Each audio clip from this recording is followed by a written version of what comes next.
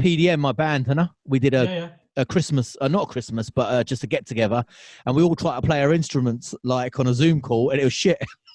Still everything's, fun though. everything's breaking up. We're out of time. I don't know if we was out of time or whether it's Zoom, Yeah, I but think it's just due to networks and connection and all that kind of thing. yeah, I mean it's getting better and better. But Harry, look, thanks for coming on Thanks the for having show. us. That it's I got to say, massive respect to you, man, for doing what you're doing here.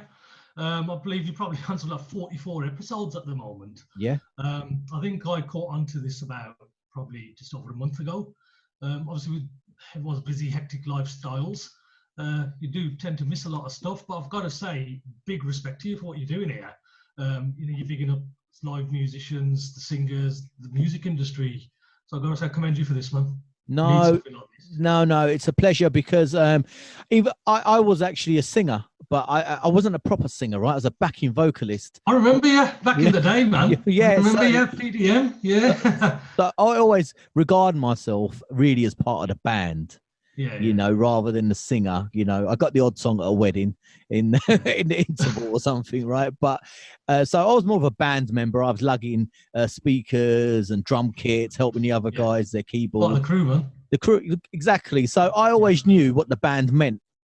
Without the band, the singer, in a sense, he couldn't perform and he couldn't look as fantastic as he does or she does, without the band. So I always goes both ways. Yeah. I remember Shin saying this. Shin from DCS, he said this in one of the interviews back in the 80s. I think it was the 87 Pop Awards, I think.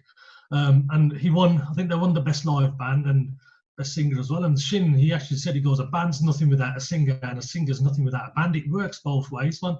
Yeah, I mean? So I get what you're saying, man. Yeah, absolutely. And I always thought when I started doing these interviews, everyone's saying, "Oh, get this singer on," and which is great, and I enjoy getting them on, of course, right? And but I knew from being in a band that the best stories and the real stories are from the band members, right? And also, you guys don't always get the deserve or get the credit you deserve, and that was always my intention, really. No, absolutely. I mean, it's having said that, I've always been a firm believer in getting recognition for the musicians, the backbone of behind the singers at the end of the day. I've always been a firm believer in that, which is why I took one of the steps, which I'm sure we'll get onto later on in the conversation, where my aim is to always get respect where respect is due and credit where credit's due.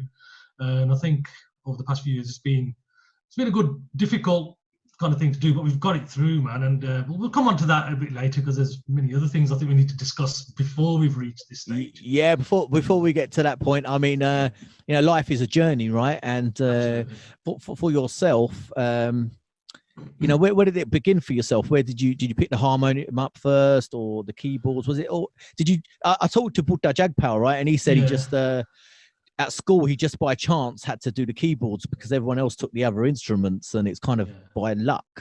Was that kind of like that for you? I'll tell you how it worked for me. I mean, I know these interviews are watched by all our brothers and sisters in the Bhangra industry, all our colleagues and stuff. I know they all watch this, so everybody who knows me, they know where I come from. But for those fans of music and Bhangra industry out there who may not know, this is where it all started for me. I'll go a little bit before I was born. My dad, for those who don't know him, is Harry Matharu of Ashoka Group, and they were huge back in the 70s, 80s. So that's where I come from. Now, what happened? My dad landed here in UK at the age of 16. That would have been about 1966. My dad's the youngest in his family, so all his older brothers, they all had the carpentry trade.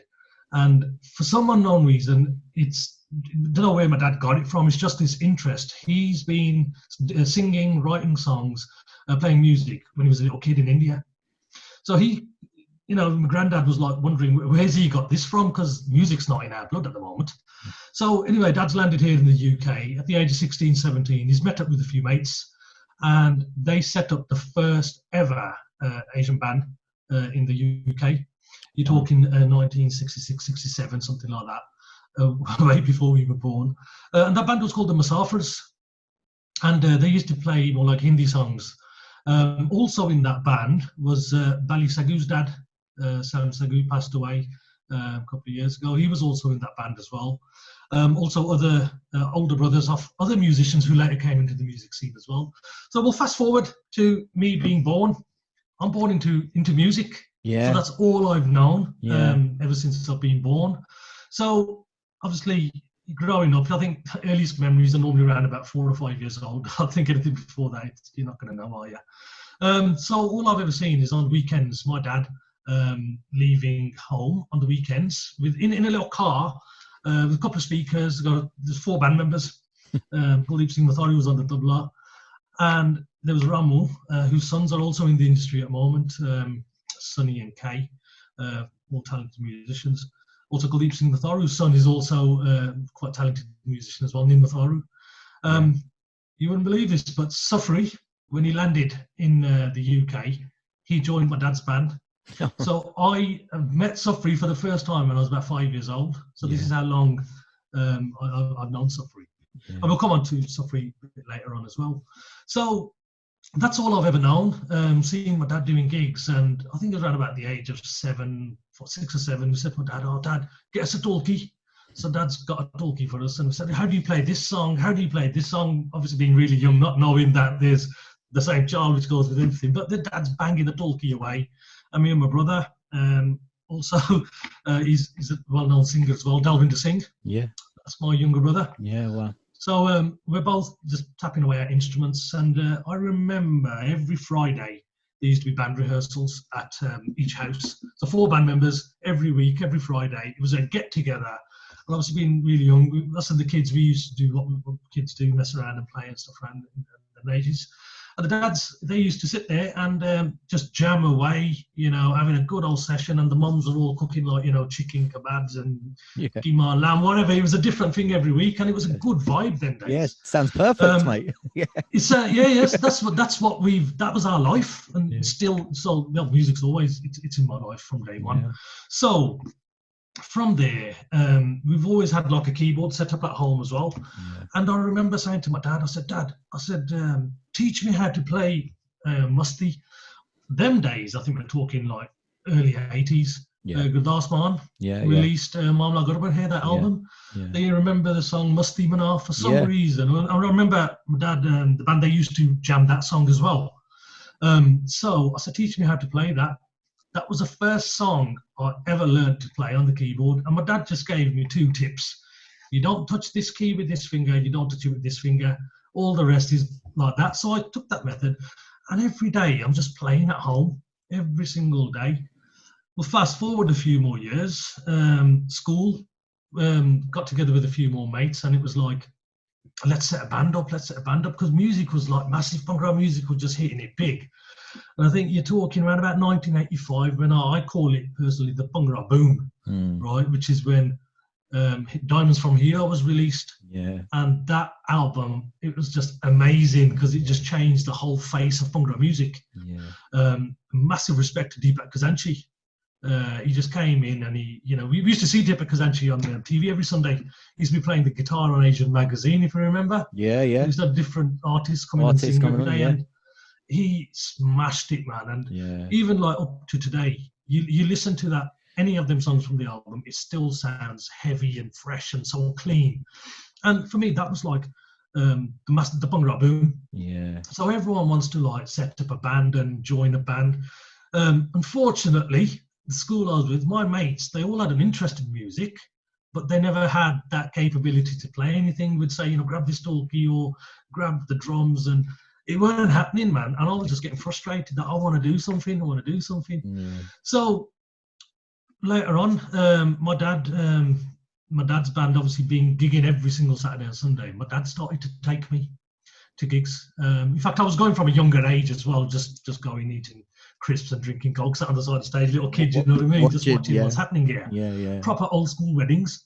Shinda, the music man, he used to play talkie with my dad in them days as well. So I've also known Shinda since I was probably about 10 years old as well. And so these are kind of people that I've been mixing with from a very, very young age, and I've just had music around me my whole life, and I feel blessed to have this.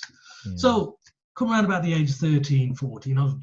Don't you think, Harry, though, just quickly, like for your dad, Yeah. he's come over to the UK, and he's got such a love for music. I mean, obviously, a lot of parents, like my parents, came over. They started working factories, making ends meet. You know, trying to make.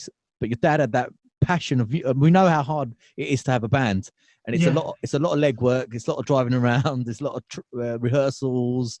You know, it's hard work. You know, and plus Absolutely. working as well. So he truly had a love for music, right?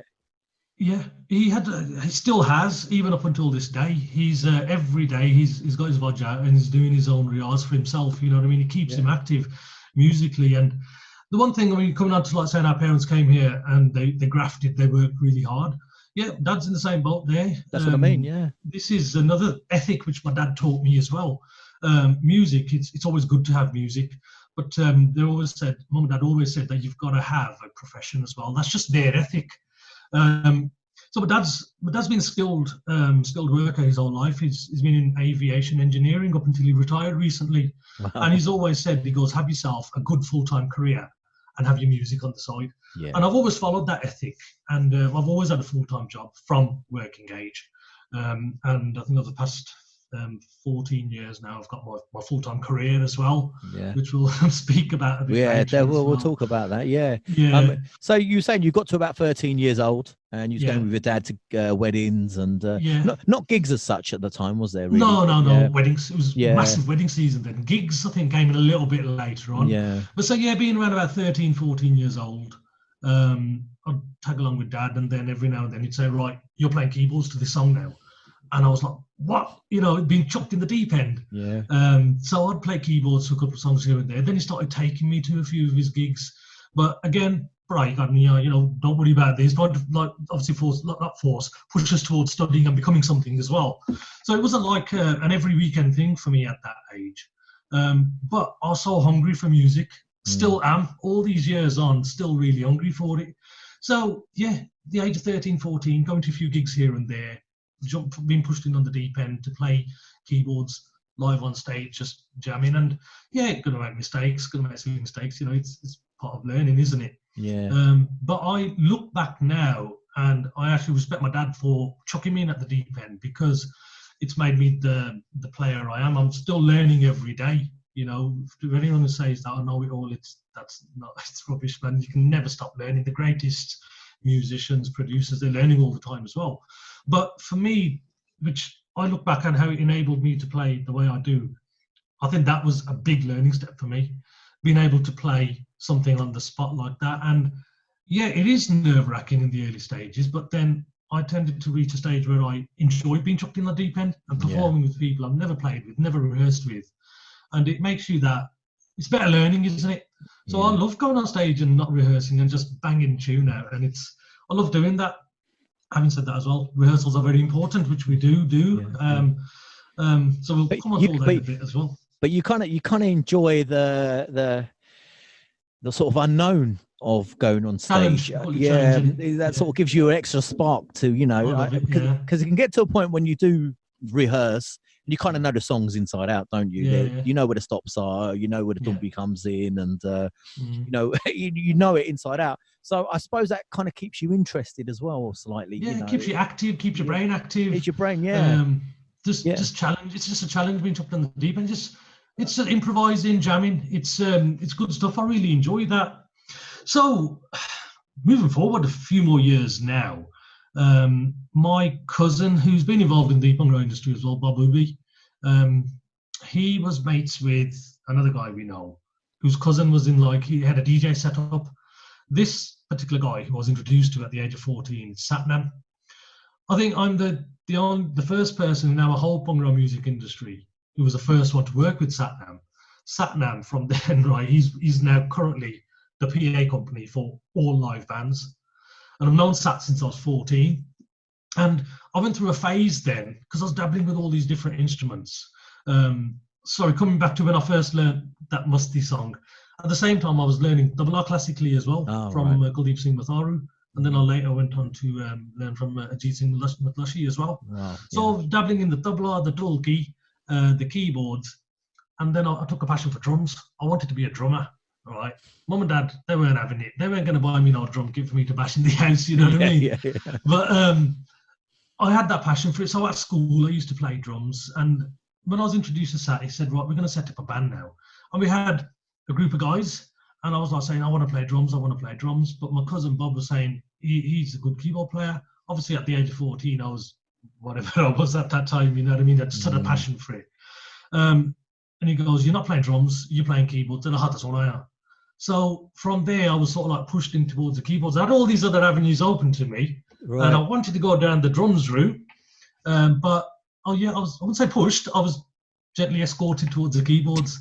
And to be honest with you, that's the rest is it, you know, it is what it is now. And I don't say I'm not saying I regret it. I absolutely love playing keyboards and what I've seen with it since. So unfortunately that band didn't go anywhere either. Again, the rest of the guys who were around us, they didn't have that commitment and it just wasn't for them. I think I received it must have been at school or college, and I come back and my dad told me, goes, a guy called Bicky from Tufan. You remember the band Tufan? Yeah. Late 80s, early 90s. Yeah. And he goes, oh, Bicky, the phone I then the program and I was like, what, me by myself? I'm like, what, 14, 15 years old, something like that. And they needed a keyboard player for a wedding, and I went and done a wedding show with them. Proper old school weddings, you know, with like the school halls with the long tables and the paper cups and white. Yeah, it was one of them, and I was like, it was amazing. Like, you know, it was the start of a journey for me. You know, in the back of a van on top of speakers and equipment like that. Obviously, it's against the law now, isn't it? But them days it was a bit different. Chuck it all in, yeah. Yeah. So that's where it sort of started, and then come to the age of 16. Do you remember? Radio Derby, Ojgal radio show with Polytank, Cash, Nikki, and Satarana. I think it was every Bhangra fan, every Friday you're tuning into Ojgal Radio Derby, and that's where you used to hear all the tunes and stuff.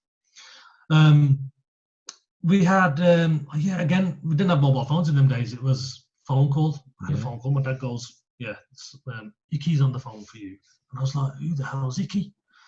Icky was he introduced the Safri Boys. So the Safri Boys had smashed it by now, you know what I mean? They'd came up with Bhangra there. I think Bum Dumby was released at this point. And Icky said to me, he goes, I used to manage the Safri Boys. I've now got a new project.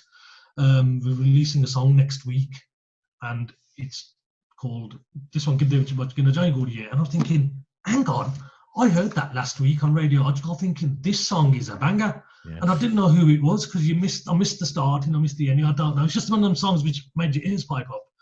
Well, that was Meshi, and the band Ishara started. Yeah. So this is now the age of 16. I can say I think I started my active career in the Bhangra industry at the age of 16, and it was amazing because from the age of 16, you know, it's all like, wow, you know, we're doing gigs, weddings every single weekend, Friday, Saturday, throughout the wedding season. And then we were doing all these club gigs. Ishara, being the new band them days, were always the first one on stage.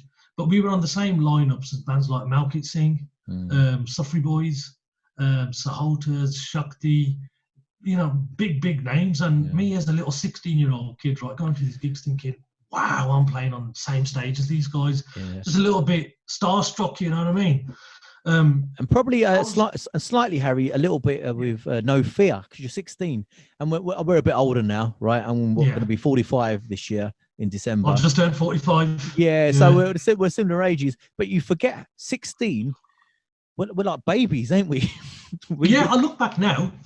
My oldest daughter's almost 16. Yeah. And if you think I'm going to let her go and playing keyboard with bands and clubs and stuff, no way. Exactly. That's my point, right? You're a kid. You are a kid. You haven't lived life. You don't know, right? You're just thrown in with these they're superstars, right? The big superstars. Bands. Yeah. I can't believe looking back now, my mum and dad actually let me go because there's no way I'm letting my kids go. You know what I mean? Yeah. But we were kids. You know what I mean? I'm surrounded by famous people who I have massive respect for. Just really shy to speak to them as well. Yeah. You know, being a little kid and stuff. You haven't gained any of that life experience at that point, have you? Yeah, no. But we was doing gigs and it was just amazing lifestyle, man. And we used to go to gigs, and obviously we being the first band to play, but we used to get to watch my favourite bands, and my favourite bands, it's too many to mention. Hira, Pradesi, Sahotas, Shakti, they all had their own thing on stage, and it was always amazing to watch. Then it was some point, around about 16, 17 maybe, I remember this so clearly, right? It was a gig in, do you remember Kudos in Watford? Yeah, of course. Yeah. I had a gig there, right? I was at Meshi Shara, and also on the same bill was Malkit. Now everyone knows Malkit. This geezer is a superstar, you know what I mean? And I remember I was hanging at the back there. I think we just come off stage or something, and someone came and tapped me on my back, and he goes, Malkit wants to talk to you. I'm like, what, me? You don't know me. And I went over thinking, what's this all going to be about? And he goes, Malkit's got this very particular way of speaking. Those who know him know that, you know what I mean? And he goes, well, me, Daddy, I'm just there thinking, you know me, you know who my mum and dad is. Like, this geezer's a superstar, you know what I mean? And he goes, for next week, I was like, yeah, I'm free next week. He goes, I'm going to take you on a show. Have you got a passport, current passport? And I was like, yeah. And I was just a bit amazed, this superstar's asking me to do a gig with him. I didn't ask him where we're going. Yeah. I thought somewhere like France or, I don't know, Italy or Spain or something. Yeah. So anyway, he phoned me a couple of days later. He goes, okay, you need to learn my songs. At that point, I knew everyone's songs because that's all I used to do every day from the age of going back to 10 or 11. I used to come back from school every day and just play keyboards to songs. So I pretty much had everyone's library in my head. Yeah. And I said, oh, Baji, by the way, where are we going? He goes, Bombay. Wow. I was like, really? So my first gig with Malkit, I would have been about 17 years old. And we played in a place called Andheri Sports Complex. I'll tell you how big this place is. Michael Jackson played in the same arena the following year. Oh, wow. So my first gig with Malkit at the age of 17 years old was in front of 50,000 people. That's unbelievable, isn't it? Absolutely amazing, you know what I mean? You're 17. Again, you're still a kid, right? Yeah. And it's amazing, like you said, you're amazed that your parents have said, all right, go. Yeah. And I mean, them kind of so you've kind of when you started with the bands, and going with Malkit, you started up here, haven't you? Really? Yeah, I mean, I'd say call it lucky, call it fortunate, call it putting in graft. I don't know. Yeah, I do find myself. It's never fortunate because you got to know your skill, right? You got to be able to play because they wouldn't have asked you otherwise. And it's all them hours of being a kid coming home from school. Yeah, and it's that. Are you quite a determined person or kind of focused, laser focused? Because to learn something like that, and to do it every day and continuously, because most kids do it, and they, like my daughter, played. I've got a keyboard for her birthday, played with it for a couple of days, and then couldn't be bothered, right? And there's a different mentality, right? It's a different mentality for certain people. I also think it's a different generation as well because I've got the same issue with my daughters. My oldest, she was doing really well learning the cello. And then she came back because my dream, right? When I've got 3 daughters, and my dream as soon as they were born, right? I want to see at least one of them, if not all of them, playing in something like the City of Birmingham Symphony Orchestra. Oh, wow, that kind of stuff I've always wanted. And when my oldest daughter Ria was learning the cello, I was thinking, yeah, man, she's gonna make my dream come true. That lasted a couple of years, and she didn't want to do it anymore. And you know what I think is different because I didn't want to be that parent who forces their child to do something. It's not going to work. Because I think you force a child, they rebel against it, don't they? So it was just like gentle pushes to tell her, come on, you need to do this, man. Look what I've done, I want you to do the same. Never worked with her. But my middle one, right, at the moment, she does get a little bit lazy with it, but you got to see her play the keyboard, man. She teaches herself. Piano. She took some piano lessons as well, and now with lockdown and everything at the moment, everything's up in the air, as we all know. But I sort of I do sort of make her, right? You're sitting there, you're playing the piano now, and once she's got a little bit of a push, she does do it, and she's learnt, for instance, things like Bohemian Rhapsody, the full thing. I can't play that. I've got to learn that now because she's putting me to shame. You know what I mean? Yeah. But coming back to what you've asked, I think it is a different generation thing, but for me personally, yeah, I was focused, Yeah. determined, hungry for music. Yeah. You know what I mean? That's all I wanted to do. Do you think we had slightly less distractions then? Well, because We didn't have Facebook and all this kind of distraction.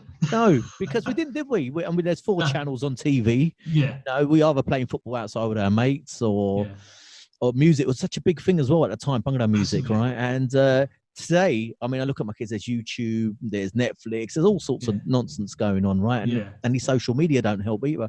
So you're right, different generation, right? And you've got your own little dreams for your daughters as well, you know. I've got them as well. I don't know if they're going to do it, but we can only dream support. and just push them so far. Yeah, exactly. But I mean, for yourself, 17, playing at that venue in Bombay, right, or Mumbai as it is now, it's Bombay then, right? And it'll always be Bombay. yeah. So, but for yourself, you must. I don't know if you. It's quite a long time ago, obviously. But do you remember being out there and playing the intro for Malkit to come on stage? You must have think, fucking hell, this is like it was yesterday. Yeah, what really? Go on, can you tell? How did it feel, man? It was amazing. It was for me. I was just in awe of everything. It was like we stayed in this place. I think it was called the Retreat or something. It was a 5-star hotel. Because whenever you go anywhere with Malkit, you ain't going to get any less than 5-star. So that's, again, it's been blessed, you know what I mean? Put work into this. As I say, I feel blessed to have done all this stuff. But we're staying at this 5-star hotel and all the lads are there, band members. And one thing about bands, as you know, man, you've been there, it's just something else. It's just the best laugh ever. And you just cannot explain it, the whole culture, the whole life around it, Going on stage, doing what we do, that's our passion. And we love doing that. But it's everything else which surrounds it. So you imagine going to the airport in the back of a minibus, catching flights. Obviously, you know, it's sessions all the way through, right? That's a big part of music as well, isn't it? Bad, I remember doing sound check, looking at this place, and it's a stadium. They play sports in this stadium. And as I say, just to give it a bit of comparison, Michael Jackson played in the same place the following year. So I was just amazed at everything. And I remember doing the intro for Malkit to come on stage. And he came on stage on a white horse. Never seen that before, never seen it again. But Malkit just used to always pull something out of the bag. And if I said I wasn't nervous, I'd be lying.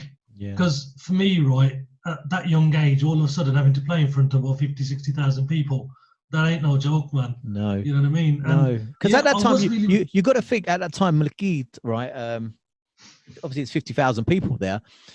But if you do a comparison to, say, an English band or something, this is like, you know, this is, I don't know, take that, you know, the top bands, you know, it's Coldplay or someone. You know, do that all the time.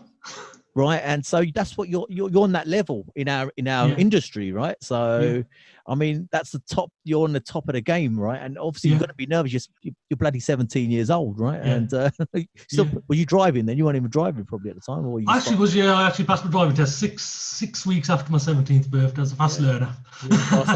But so, I mean, working with Malkit as well, he, like you said, he's a super pro as well, right? Every time I've talked to someone about Malkit, I talked to Simon, as you know, and he goes, he's professional, super professional, you know. He's got a different way of working. He is. I mean, with Malkit, he again, he's got the right name, isn't he? Golden Star, Midas Touch, you know, whatever he touches turns to gold. He's an MBE.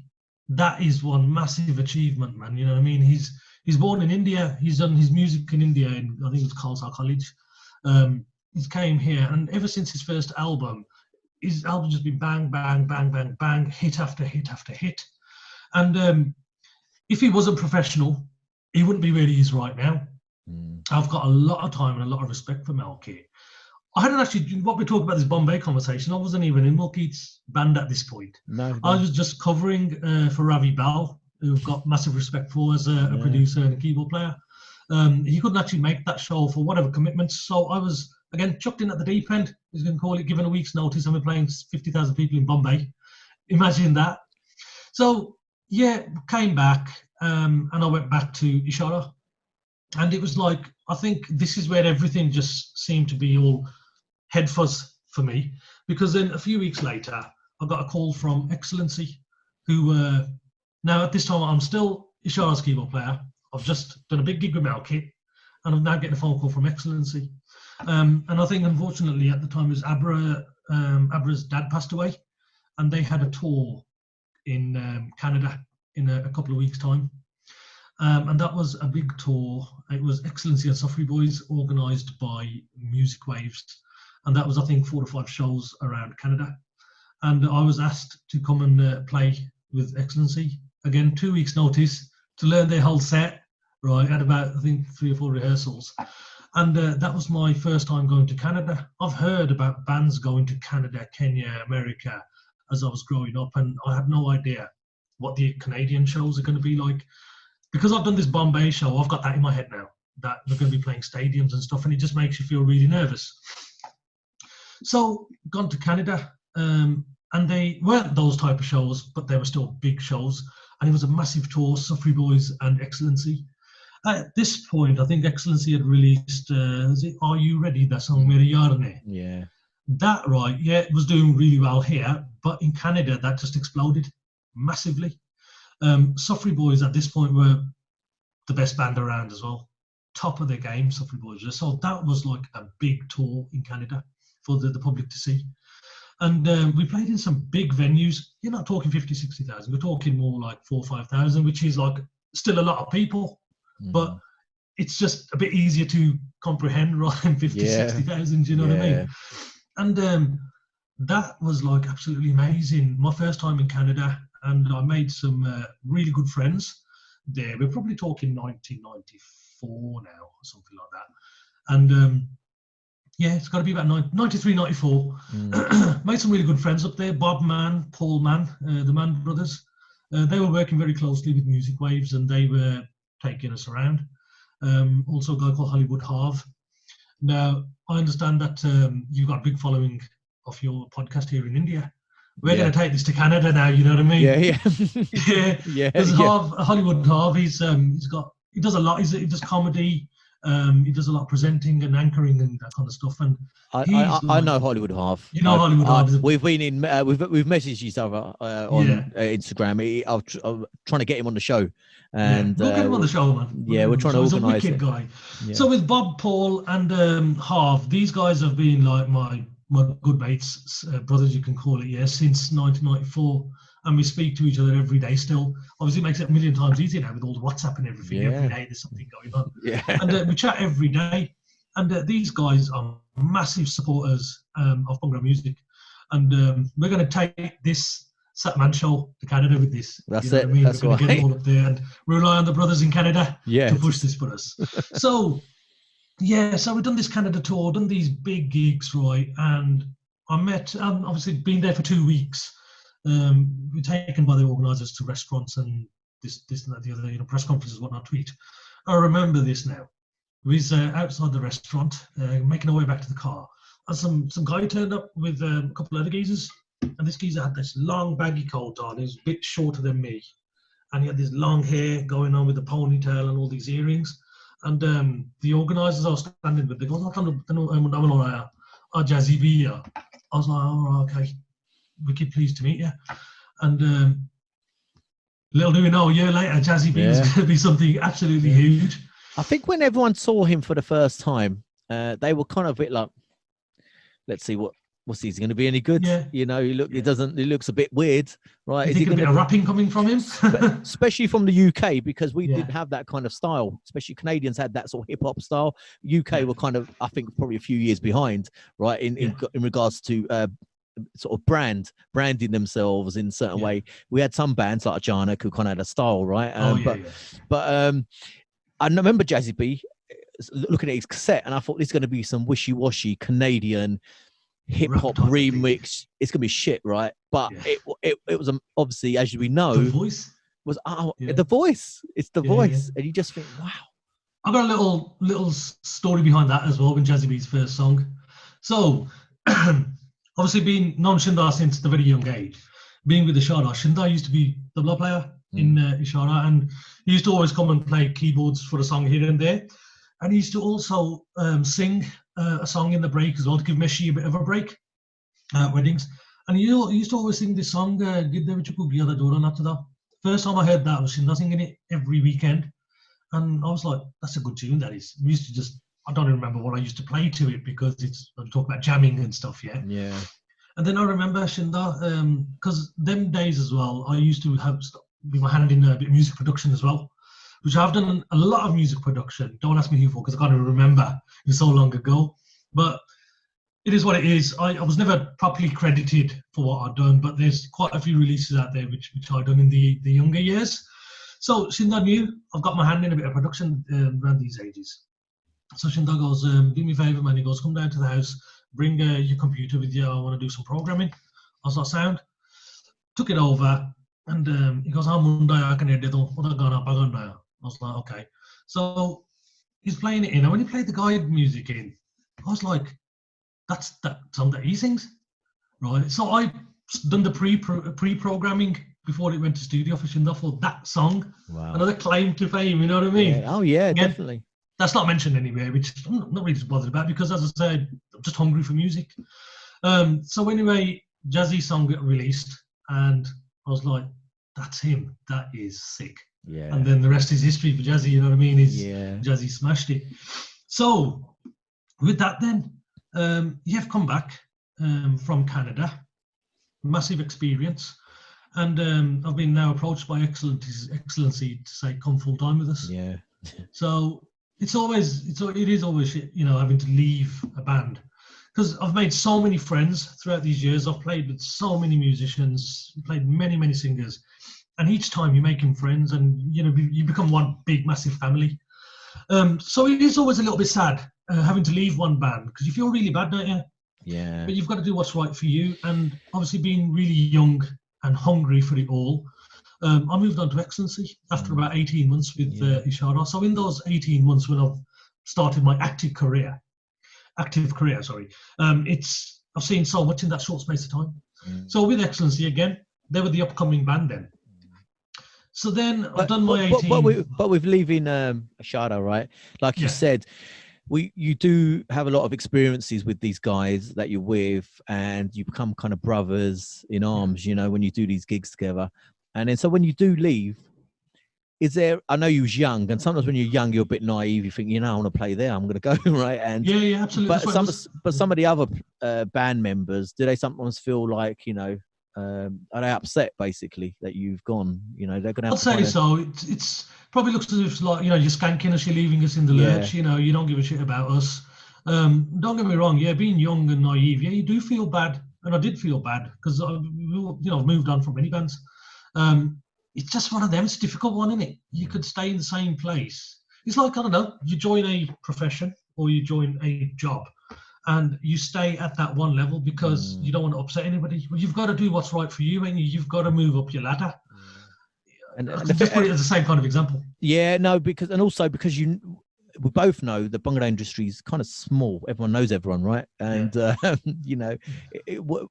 maybe we need to ask Simon how to move around in bands. He's an expert, right? So. I watched Simon's interview the other day, right? And I've got to correct some of his mistakes. I had a word with him. I said, Simon, that weren't right, and that weren't right. So I'll correct his mistakes throughout our chat today. We'll release another one, Harry edit. Director's cut, I told him, I said, Simon, that wasn't right, and that wasn't right. He goes, I can't remember.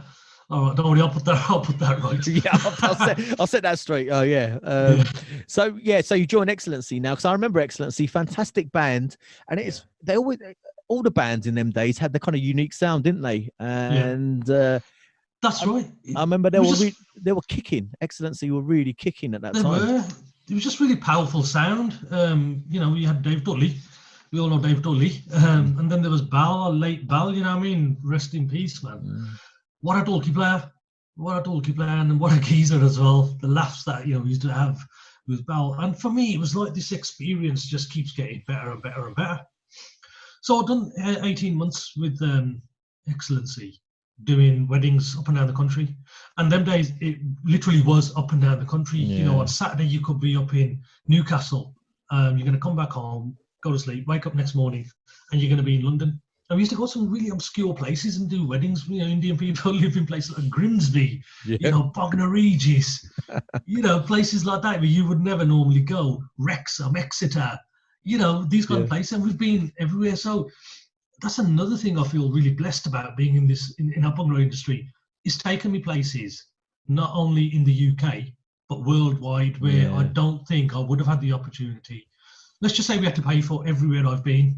I don't think it's possible. I No. don't think it's Yeah. possible. Well, like you wouldn't really think twice about going to Bognor Regis, really, unless you're playing at a wedding Yeah, and you're the yeah, keyboard player, right? yeah, Otherwise, exactly. well, you know, you're from the Midlands. I'm from down south, right in Gravesend.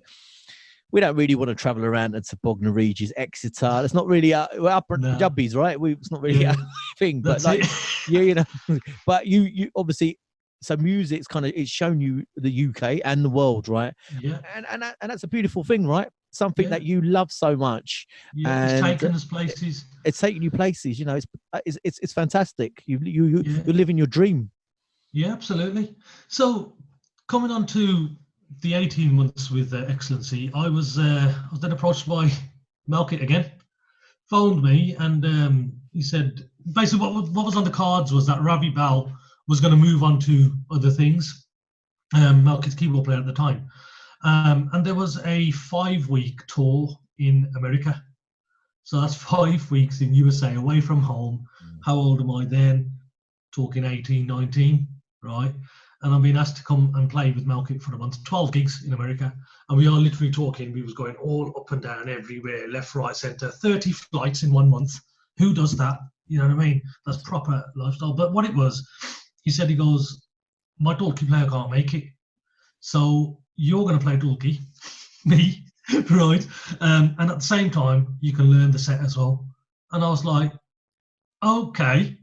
So I'd done those 12 weeks, right, with Malkit, going to all your big cities in America, to play Dalkey to his set. And this is another thing which is absolutely amazing about Malkit as well. What you see Malkit performing here, you don't see that abroad, because abroad shows back in them days were always going to be theatre type shows. And Malkit, he's just got such a brilliant act as well. It's all obviously all live music, but then he'll all of a sudden work his songs up, and then he'll bring it all the way down and start making the crowd cry by singing his songs like Mama Tandiya Shawa, Soni Vatana Rati Sufana Siaya, and then he'll lift it back up again. And then his Boliyan, you know, the ones Gardari Lal, right at the end. Then he'll do like a bit of acting and dancing with the doll player. And just there's always something about Malkit that just so energetic. And I'm playing the Dalkey on stage, right? And that's another thing, was 3-4 hour shows, and how I played Dalkey for 3 or 4 hours, right? I think right now I couldn't play for more than 3 or 4 minutes, you know what I mean? Yeah. But again, being young, being hungry, Yeah. obviously a lot more stamina them days. And yeah, so that's another thing which I think people probably don't know I've done as well. No. So we've come back, and we've done that month there. What an amazing experience! You sleep in 5-star hotels. You're catching flight from here, there, everywhere. We had some famous actors from India as well, Punjabi film market, Preeti Sapru, and I can't remember the guy's name. Was it Bedell, I think. These are old-time actors. Right. So they were all with us as well. And again, for me, I'm like, these are famous people. I've been watching these in films when I was a little kid, you know what I mean? And I'm spending a month with them, and you tend to these people are famous, but they just become normal, nice people. And it's just a weird thing to try and comprehend, you know what I mean? And, you used to obviously phone home from phone boxes because there are no mobile phones with free Wi-Fi or nothing them days. And just told mum and dad that, we're all right and blah, blah, blah. And I'm with so-and-so and I'm with so-and-so. And they're like, really? You're living with these guys for a month? And it's like, just amazing stuff. Yeah. I mean, even for your parents, if you're mentioning names like Preeti Sapru and that, who I know as well, from watching on Sunday films with my family, Mary Mither and things like that, your family must have been, and also they know Malkit Singh as in like who he is, he's got that name, and they must have been very happy and proud of you, as you're doing what your passion is in life. I mean, like you said, that's a proper tour. If you're doing 5 weeks, proper tour, that's a real tour, and you're going and you've now seen America, when we're talking about the world, you've seen the world, but you've seen the States in America, which is a little world in its own, right? America. Absolutely. I love America. And since then, it's like, it sounds really weird to say, I've lost count of how many times I've been to America. Right. And that's like, I feel such a blessed thing to say. I mean, how many people can say that? And what's took me there? What's took me to New York, San Fran, LA, these places that I can't even remember how many times I've been. It's a blessed thing to be in a position to do that, you know what I mean? Yeah. And what's took us there? Music. Bhangra music's took us there. We should be proud of that and happy about it. And I do feel, I feel happy, I feel blessed that I've been able to do this. And still being in the music industry so many years on, still being active. I mean, there was a time where I thought I'm going to have to knock it on the head, which I'll come on to because there's still a few more bits that went on in between. Yeah. But it's my journey. It is quite a big journey. Looking back now, just trying to remember everything and talking to you about it, and then I'm thinking, I like doing these shows because when I talk to people like yourself, right, who've been in an industry for so long. I know you kind of forget because you have so many experiences and you forget certain things. And as I'm watching you talking about these, I see you smile because you're remembering. I remember when I went to Malkit to do that tour with him, and you remember certain things, right? And so it's about bringing your memories back as well about some of the times, and it's good to record it. Prosperity, your kids could watch this, 10, 15 years down the line, 20 years down the line, that your dad. He's done something, right? He's been a contender, right? He's been part of the game, right? And I think it's fantastic. It is absolutely lovely, and I try and sometimes tell with my daughters what we've done, and it's like I don't want to say they're not interested. It's like I don't know. It's just difficult to say. I'm their dad, you know what I mean? And I'm their dad who moans and stuff around the house, and play music here and there. I don't think they actually understand. No, they won't fully comprehend. Exactly what it is, right? They don't understand that.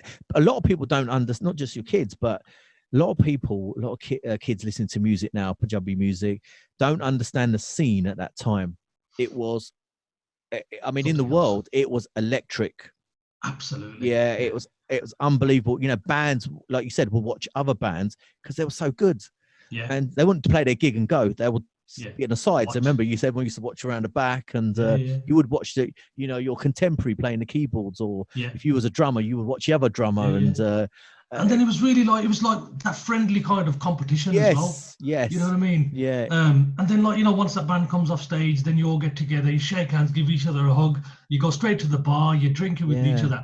That lifestyle, man, it was like wicked, you know what I mean? I remember you guys as well many times. We like to drink, We've had some sessions together, didn't we, back in the day? Yeah, we like to drink. And it's nice to be able to speak to you about this as well, because you know where I'm coming from. And you've experienced the same kind of thing as well. I mean, and that's why my aim was to do this kind of shows, to get people like you on, because I thought we never hear from them, and they've done so much in their lives, and they're just as much as important of the Bhangra industry story as the singers. I mean, obviously the singers always get the accolades, and that's how kind of life is, right? But I thought I'd do my little bit and get you guys on, and absolutely. No, it's respect to you, sir. No.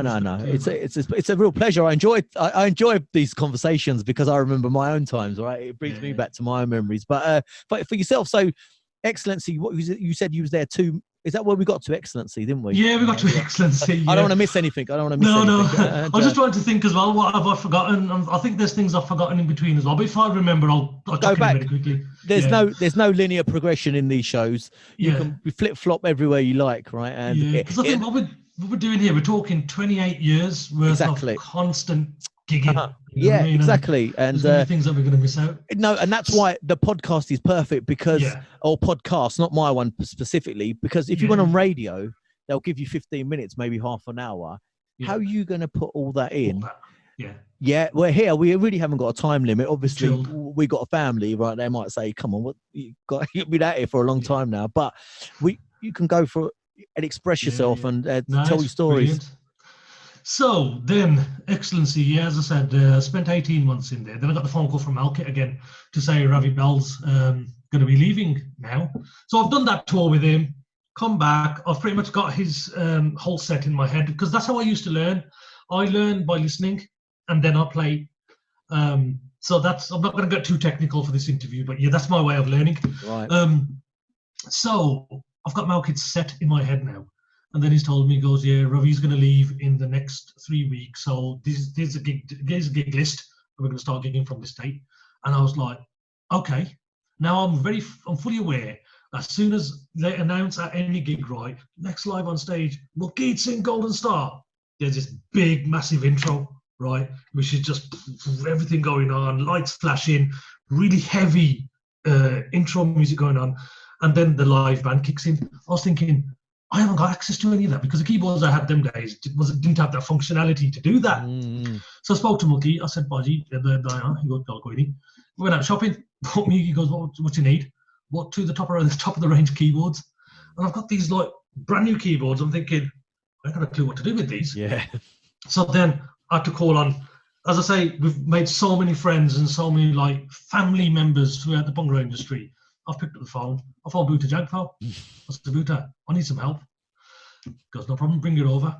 I knew what I wanted in my head, but all this technical stuff on a brand new machine, which I've got to get working within a week, right? Yeah. That's some serious pressure. Yeah. So sat down with Boota. Now Boota, right, respect to him, man. He's my fellow keyboard partner in the Legends band. We're all brothers, you know what I mean? Really good friends, got to know each other very well over the years, and we've always been there for each other. So how old am I now? What we're talking about, I'm probably 20 years old, and I've got this mean machine of a keyboard. I don't know how to use it. I can play, but I don't know how to do all the intricate bits.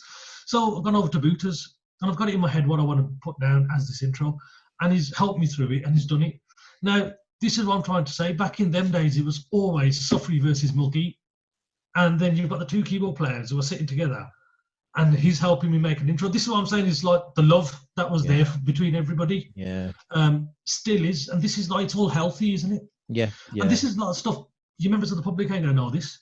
You know what I mean? Yeah. Your fans ain't going to know this. No, it was always the public thought they would kind of, or the media would, newspapers at the time would make a kind of thing as a battle going on. But within the industry, everyone was mates, Absolutely. Everyone was like, wicked, man, let's have a pint. And, we've got to go. We've got to go back up north. Be like fun, everyone. It'll be 2-3 later, one of them things I remember, right? And that kind of camaraderie, then it's different. Like you said, you're in opposing bands, but he's teaching you or helping you, trying to set up the intro for the opposing band. I mean, magic. It's fantastic, really. It is, isn't it? I mean, Boota, he's always been that way, technically minded. I still call him the sample master, because the ideas he has in his head and the way he puts them all together, that's Boota's creativity. You know what I mean? That's not me. Me, it's playing live. That's my hunger. That's my passion. That's my love. I'll say it straight. I wish I could do technical stuff, sampling kind of stuff. But as I said, that's not me. But then this is where we all come together as a band, because that's Boota's speciality. So when we're going to be doing stuff like that in the Legends band, which is many, many, many years now from where we currently are in this chat, but that's how bands work, and different people, different musicians have different skills, different ways of working. I mean, you all come together, it makes that magic sound. Yeah. So then what happened was, I joined Malkit, started playing weddings every Saturday and Sunday, right? This was I thought Ashara were busy when they first came in. I thought Excellency were busier. This was next level busyness, right? Being Malkit's full-time keyboard player, we were gigging every single Saturday and Sunday. We have our wedding period, which is normally April till September, October. This used to start sort of like February and end somewhere in November. But that didn't mean the gigs were finished, because there was all these club gigs happening, and there were actual club gigs. This is where we used to meet you guys, remember? Zenith, Bagley's, Equinox, and all them type of places. We used to do, so every Saturday and Sunday, sometimes 2 on a Saturday, right? We'd finish one gig and go and pack up and set up another one, and then do one on a Sunday. Then we were working as well, because I was talking about my ethic that mum and dad taught me, always have your full-time job as well. So we was busy on the weekends, going to work Monday to Friday, do those gigs. We'd also do guaranteed every single week, we've got a club gig somewhere in the week, sometimes 2. Yeah. And obviously doing these gigs late nights, coming back home really early in the morning. being on a bender while we're at the gigs. And being with Malkit as well, you're probably going to go at the end. And yeah, I was going to come on to that. Simon touched on it as well in his interview. Yeah. Being with Malkit, he was always going to be the headline act, no matter who else was on that bill, and we'd always go on last. Now, places down London like your Bagleys, your Equinox, and your Zenith, and those kind of places, right? We used to go on stage something like 3 o'clock in the morning. Yeah. 3 o'clock in the morning now, right? We're right in the land of nods, you know what I mean? Yeah. But yeah, we used to be going on stage at them times and doing like a banging show, and people were still there, rammed. These venues were still rammed, and people were hungry for music and the dancing and everything, the screams, and they loved watching live bands. Used to get home 7, 8 in the morning, freshen up and go to work. And being young, we could do that then. Try that now, no chance. No, you know what I mean? It'll take a week to recover. Yeah, then that's how it was. And then guaranteed once a month, there's a booking abroad as well with Malkit. Now, we could be anywhere. We could be anywhere in Europe. We could be America, Canada, anywhere towards Australia was a different one. That was not done that sometime else, and we'll come back to later. Anyway, America, Canada was always a big one for us. And this is what I'm coming back to, saying, it sounds quite big-headed to say I've lost count of how many times.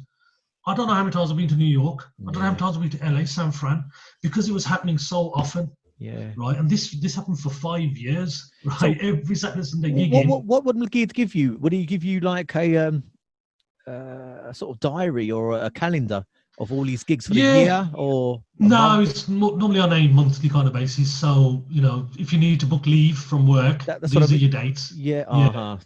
So what used to happen for these, like the shows abroad on a weekend, we'd normally book leave on a Friday and a Monday, because again it's the same kind of life over there as well. Everyone's working Monday to Friday, and they do weddings on a Saturday, Sunday. So we'd leave on a Friday morning. Fly out, then when you get to Canada, America side, your clocks go back, so you've got more of your day. The gig's on like a Saturday or something, and we leave Sunday night, land back here Monday morning. That's that weekend gone, and then you come back to work, sitting in your office on Tuesday, had a nice few days off. What you been doing? Nothing much. I've just done some big gig in New York, right? But I tend not to talk about it because work's work and music's different, you know what I mean? Yeah. I mean, that doesn't leave you much wriggle room for family life either. Yeah. No, this is the other thing. I think we'll fast forward now, because with Malkit, I can't big it up anymore. It was just, I've got to say, it's the best times of my life. Being with Malkit for that long year, I think I personally learned a lot of life experience myself as well. Because before this, I mean, a lot of people may tell you I was always this shy, quiet kind of guy who doesn't really say boo to a goose. But I've travelled the world with Malkit. I've met a lot of people. I've got to say my Punjabi very, very, very much improved being with Malkit as well, because having to speak Punjabi with him all the time. Stuff like that, it just makes you a bigger person. And naturally, you're getting older yourself anyway. So we've done these 5 years and gigging all the time, and it was still very, very active in the club scene as well, that era. So we used to see Safri Boys all the time. And Safri Boys, really, really good mates of mine. Happy, even up to the current date, we're really, really close mates. Bhuta, close mates, we're in the same band at the moment. And there used to be times, right, where I'd go to the gig with Malkit because for whatever reason, some of the band members like, I've got work early tomorrow. They've gone. I had no commitments the next day. So guess who I came home with? Safri Boys. I've come home in their band. Malkit's keyboard player, right? It's just been a Malkit versus Safri show, and the keyboard player's gone back home with the Safri Boys band. That's the kind of love there was. Yeah. You know what I mean? So this went on for ages. So I remember them gigs though, Malkit and Safri, when they used to come out with the Rocky music, wasn't it? I think was that at Bagley's? Was that at Bagley's? You know what? I've done a few, man. I remember one that they marketed as the Men in Black. Remember Will Smith's film? Yeah. And they done Safri and Malkit's head on the two characters, and I remember that one clearly. But then you know what it is? It's like the amount of gigs that we've done, right? It's so easy to forget stuff. It's also easy not to enjoy it, I suppose, in a sense, because you're kind of traveling around. Obviously, you're enjoying the gigs and you're enjoying the time together, but you don't, like, for yourself, appreciate what you've done. Yeah, I was going to say that, to be honest, because I think when you're in it, when you're in the thick of it, right, it's just like with anything, whatever the situation is, it is what it is right now. And you don't appreciate it until a lot later. So it's like talking about it right now. I'm looking back here and I'm talking about these memories and how the gigs were. And I'm just thinking, oh, them times were amazing, man. Yeah. But at the time, yes, we were all enjoying it. We're having a wicked laugh and everything, right? But I don't think we appreciated it, what we've got or what we're in the middle of. You don't. Until a lot after. It's like they say, I don't know, the best way to describe this is you don't know what you've got until you haven't got it anymore. That kind of thing, you know what I mean? Yeah. So without a doubt. And I think that's not just with music and bands. It's in life generally. Yeah, we don't always appreciate what we've got now at the time. And you probably didn't have time to sort of sit back and think, now's a good show, because you're going to a bloody another one, weren't you? The next day, you've got to get some sleep in, right? And then there was all the, I mean, like, as I said earlier, playing on stage, that was like, that's what we're here for. This is our passion. But it's all the stuff around it which just made it absolutely amazing. The journeys, I know Simon touched on this as well. The journeys to the gig, the journeys back, in between sound checks, right, quickly go to the pub. The sessions afterwards, even service station stops became their own little we used to dramas. meet bands at the service stations. Yes, going the other way around, weren't they? Yeah. Stop at the service station where you stop for a quick toilet break, and you've met, like, I don't know, you've met Pradesi, or you've met, a Charnock, and say, oh, where are you off to? Oh, we're off to Newcastle. Where are you guys going? Oh, we're going to Huddersfield. Things like that. We used to meet bands at petrol stations, service station on the motorway, which is like next level, what I mean? That's what I mean. Crazy stuff. Their own little stories there as well. I mean, but it is fantastic, and I think in a way it kind of made you the man you are today. Playing in them bands, it shaped you as a person. You've experienced. I'd say so. Yeah. You've experienced people from other countries, the way they kind of, you're dealing with a lot of different types of people. Promoters are their own kind of person and animal. You've got to deal with them kind of people. The sound checks, you've got to deal with. It's not just your band. There's so many people you interact with. That's right. I mean, a general member of the public, what they see on stage. They don't see all the stuff. It's like you're waking up at 6, 7 in the morning. You got the van outside your house, loading gear, picking all the rest of the guys up, traveling on the motorway, lugging all that gear back in, setting it up, sound checking. That's like you're knackered at this point already. Yeah. But the thing is, you're all together. You're with a bunch of guys who you love each other. You get on, your brothers, your family. You know what I mean? And I don't think members of the public fully appreciate the skill it takes for a band to unload the equipment at the end of a gig after a few drinks. Safely. Everything goes back nicely, and you could have quite a few. I had quite a few drinks, and obviously things like keyboards, expensive pieces of equipment, right? And so I've always amazed we managed to do it somehow. And late I always at night, found sometimes the van gets loaded a lot better when you're drunk. Work that one out. Yeah, because everyone thinks they're a bit of a hero. I can load the van, and everyone's got part involved, don't they? I remember them great experiences, And I used to do backing vocals. I don't know if I told someone. I had a tambourine, literally. That's all I had, right? So I put my tambourine in my bag, and I was done.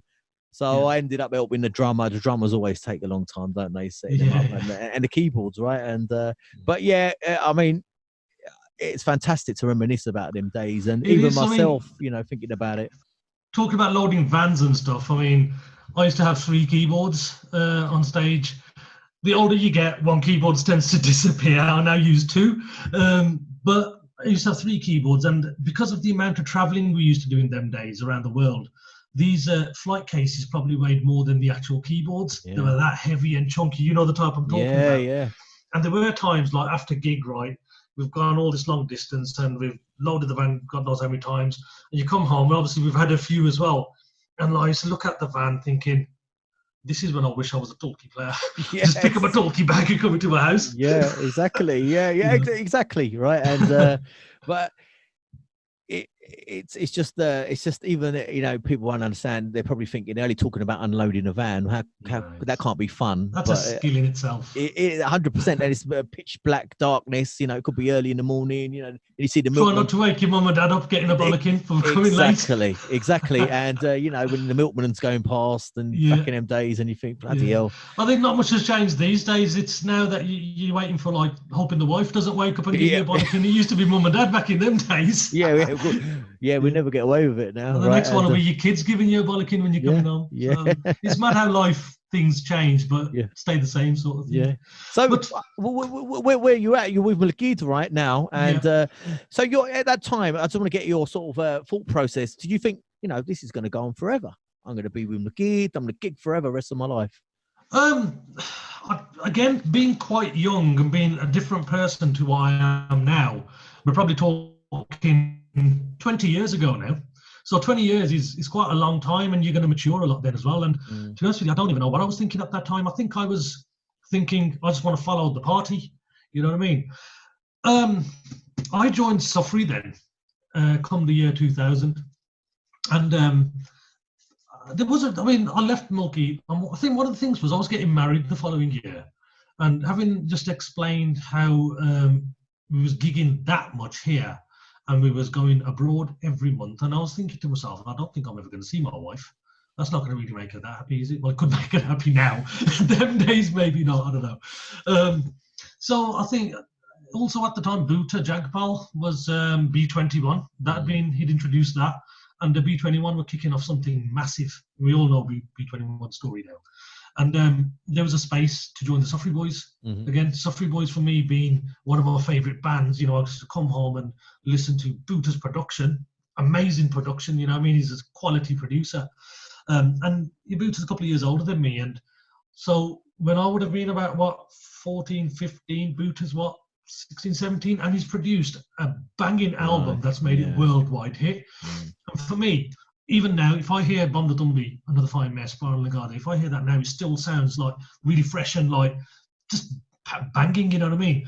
So for me to join the Safri Boys, obviously already knowing Safri from ever since I was about 5 years old, and Safri was an amazing singer as well, top singer, and being best friends with the band members, I think, it's probably a good thing. We'll be busy here, may not be as busy abroad. So I think it was a good decision for me to make, and I joined Safri Boys. So I stayed with Safri for a good few years, to be honest. But I think unfortunately, Safri he fell quite ill, so things got a little bit down for the Safri Boys then, and just sort of slightly fizzled out, kind of thing. And these kind of things is one of them. It's health, and you don't know when things are going to hit you like that. Yeah, and we being in a band and that industry, it's not built for health, I don't think. You know, let's put it that way, right? You have this chat with Simon's interview as well. He's absolutely right. You're eating at stupid times of the day and the night, and drinking. Yeah, we all drink. It's part of the culture, the Bhangra music culture. It's all enjoyment, and we do drink for enjoyment. Eating at silly times and coming home late, it's not healthy, is it? No. I always used to think the reason, because I don't know if you remember, I told him I used to drink a lot, right? And I think it was the sort of adrenaline on being on stage and then coming off, and I don't want it to stop. No, I was just like on a high, and I thought I want this good time to continue, even though we finished our set or we've done a wedding's finish. I didn't want it to end, so the band became a session kind of thing, and I just wanted that fun time to not stop. That's the same with us. I mean, as I say, still hungry for it now. So with the leaving Malkit thing, I think it was the right thing for me to do, even though I was upset to leave Malkit. Malkit was upset that I'm going. We didn't part on bad terms or anything like that. I still play with Malkit if he needs me. He phoned me a couple of weeks ago, actually, which was a bit of a nice surprise. And it's just quite nice what he said. He was just driving past my area, and he goes, I'm just passing your area. He goes, he goes, we haven't seen each other for ages, and I thought, if you're home, I'll pop around and see you. I was actually at work, because I work shifts, I work funny hours. And I said, boy, that's really nice to hear, man. And just had a bit of a chat with him. And it's just nice that, we're still in contact, and we still see each other, and we still work together. So that love's always going to be there. Yeah. I'll tell you a quick story, Harry, about But Malkit, right? And when I was a kid, obviously Malkit's like superstar, right? And I must have been 12, 11, 12. You know, and there's for this, yeah, yeah, it says you can book Malkit, right, for a wedding, and here's his number. yeah, And we had the old dial phones. I yeah. rang him, and Oh, yeah. I didn't think it was going to be Malkit picking up the phone, right? Right. And it was him, right? And I thought, Yeah. shit, right? And I just said, "Sasigal, मैं देखना तुसी बहुत सोहने गाने हैं, and Yeah. thank you." And he goes, "Okay, but," and that was it. I put the phone down. I didn't realize. Yeah. I didn't think he was going to pick it up. I just wanted to. I wanted to talk to him, make that connection, because they're my heroes, right? And Same. Yeah. Yeah. and what that's a lovely thing that he's just remembered you. It was not Yeah. for it wasn't for a gig. He just No, thought, no, just I in thought passing. I'd come and go see Harry, you know. So that's what I Yeah, mean. that's what. You was there such a long time with him, I think, Yeah. Yeah. and you know that connection, that bond between you two Yeah. is made, and with all the members, and it must have been hard leaving to go to Safri, because I know what you're It saying. It was was. more of a It personal was. I decision. mean, yeah, it's a difficult one. I mean, Safri Boys, as I say, being my best mates, being favourite band as well. Also, the difficulty with like the amount of time. It was a really difficult decision. There were so many things going on in my head at the time, and yeah, looking back now, I wish I stayed where I was, and that's not any disrespect to the Safri Boys. It's just the love for Malkit stuff. It's just, I don't know, it's difficult to explain, honestly, man. Yeah, it was just a really difficult decision to make, but I just thought at the time for me it was right. And yes, it was right. There's no regrets in anything I've done. No. Do you think when you was leaving the Keat, it's just trying to get just trying to guess what you think it was playing with Malkit like your home? That was your, and then when you went to Safri, you know, you're leaving home, your home, your musical home. Yeah, I'd say so. I think being with Malkit, that was my family. It was my family. Not saying joining the Safri Boys wasn't, but it was for me. It was like, I got to say, everything I'm doing musically, I love every day and every second of my music. 28 career so far. But I think my best times and my favourite times were with Malkit, because what I've seen and the laughs we've had and the band members we had at the time, it was just next level fun, next level love, you know what I mean? And just next level music. So yeah, it's just a difficult one. That was probably the best time of my life. So I did really enjoy it. And yeah, I suppose it was leaving home. But the thing is, it was under good circumstances as well. It wasn't, there was nothing bad or anything like that. So, but again, I think we mentioned earlier, you know, you've got to move on, and yeah, you've just got to move on in life, and that's the way it is. I mean, if you're in Malkit's band and you're going to go anywhere at that time, it's going to be the Safri Boys, right? And of all the bands, right? Because obviously they were fantastic, and so you was there a couple of years with Safri. Yeah, a couple of years with Safri again. Loads of gigs here. We weren't going abroad as much as we were with Malkit, and to be honest with you, that suited me fine. Yeah. Because again, don't really want to sound big-headed about it, but you sort of lose that novelty. Yeah, of course. Of going away when you're just going all the time. And I mean, if you see my passport, stamps on top of stamps on top of stamps, and it's, you know, you're blessed to have been able to go to these places, but with Safri, I think it's probably once or twice may go out abroad, and that suited me absolutely fine. Yeah. Being married now at this stage, you know, you've got to think your next steps, you know, settling down and that kind of stuff. But then, as I say, Safri got ill, so that changed that kind of vibe with the Safri Boys. But then at the same time, my younger brother, Dalvinder Singh, he was introduced to the market as well, and he started his career doing PAs. And now it was like kind of a right time that I think we need to set him up a live band. So we set up a live band for Dalvinder, and we've done quite a few gigs, man. And this is where we got Juggy Rehal, who's now currently in the Legends band with us. That's when we got close with Juggy, and we were together in Dal's band. Happy was with us. We used Sanj on bass. Pal, who's currently in the Legends band, he was introduced into Dal's band. So effectively we brought Pal into the scene around about that time. And fair play to Pal. Pal's seen a lot since then. You know, he's turned into a really good guitarist. And we had a good little thing going there. And we was doing weddings, and I think the club gigs were sort of fizzling out, but it was more like dinner and dances and banqueting suite type of stuff, Asian balls as they used to call it. So we used to do quite a few of them. And then I got approached by Shinda, who is now, at this point, he's done his talkie playing with my dad's band. He's done the tabla playing with Ishara. This is going through me growing up, yeah. And then he's become Jazzy's keyboard player. And now he started singing himself. He's done all the production and everything in between. So Shinda's, his career is growing as well. And I started playing keyboards for Shinda. And then Buta came in as well, and Happy was there. So I think it's pretty much since the Safri Boy days, wherever I've been, I've dragged Happy around with me. You know, I've dragged him on the drums wherever I go. I'm not letting that geezer retire. You know what I mean? So we're all close mates, and I take him everywhere I go.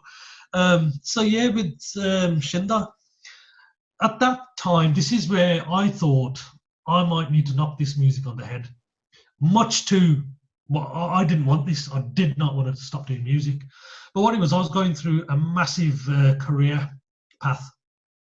I'd done whatever work I'd done before that was, it was office kind of based, 9 to 5, Monday to Friday. Yeah, perfect for Bhangra music. But it's another passion of mine, which I've wanted to do ever since I was young. And it's no secret. Anybody who knows me in the music scene, so they all know what I do for a living. I'm a police officer. And I've been a police officer for the past 14 years now. And it was around 2007-ish when I applied to join the police. And even though I wanted to join many, many years ago, I didn't know when was the right time. It's like they say, buying a house, having a baby, starting a new job. It's never a right time, is it? You've just got to do it. So at this point, I think, we had my oldest daughter. She was a little baby then. And I just thought, I'm going to have to bite this bullet and join the police, which I did. It's not an easy process. It's a very difficult process to get into, and it's a really difficult job to get to grips with. But having done it for 14 years now, I've got a lot of experience in it. But the reason why I thought I'm going to have to hang up my keyboards was because of shift work. Because we work a shift pattern. It's a rolling cycle. And, I sometimes used to get gigs offers, just change your shift with somebody else. It doesn't work like that, man. But you know what? I'd say, even whilst with the police, right, out of all the gigs, inquiries I was getting to do, I was doing 95% of all my gigs, still as a police officer, working shifts, learning this new job. It worked well. So there's me, quite down in myself, thinking I'm going to have to leave music because of this career path that I want to choose and take. No, it hasn't come my way one little bit. So I'm still there. So I'm still active in music. So in all that time, I've got my career path set now. And those who know me, they all know it's like yourself, Sat, the party animals, you know what I mean? But it's like this. It's for those who know me personally in the music scene, they might find that they can't imagine me being a police officer. And I totally get what you're saying. Because it's like with any of us. What we're like with our mates, we are different. What we're like with our family, we're different. And what you're like at work is different. You see me at work, I'm a totally different person. That's not Harry Matharu, the keyboard player. And it's just one of the things, it is what it is. And as I say, I've worked very hard for my career, worked very hard to stay in my career. And it is a difficult job. And the kind of stuff we have to see and deal with, it affects your head as well. Music keeps me sane, believe it or not. I know, I do. That balance I've got right now in my life, I've got my family, which is what I live and work for. I've got my job, which makes me provide for my family, and I've got my music. Right. I've got my perfect balance in life. I couldn't wish for anything more. You seem to have a nice balance now, and it is a nice balance. I mean, it's interesting when you was applying for the police. It's a big step, and did you think at the time, I'm not going to be able to balance the two things here. So I'm either going to have to just stop music and just become the family man with the job and that's what I thought. But the problem is, for people like you and me, we've lived the other life, right? And it's so hard to leave it behind, right? In a sense, I'm not in a band no more, but I do this. Yeah, and you're still active in it. I'm holding on to your coattails, Harry, right? Just by listening to your stories, I'm kind of still in it. in a sense, right? And I can't leave it behind. I can't stop doing No, stuff Sat, like you're doing a this. smashing job here. It's wicked. It's like, even with yourself as well, I can see, like, you hearing the stories I'm telling and you're smiling and you're laughing as well. You're remembering it all, isn't it? Oh And yeah, it's wicked because, like, you're interviewing all these different artists and musicians, right? And you're getting all their perspectives on what they've seen, and it must be brilliant for you as well, man. oh, I love it because a lot of you guys are kind of the people I looked up to, right? And my heroes, right? Honestly, and as bands, because we used to look at Malkit on stage and think, wow.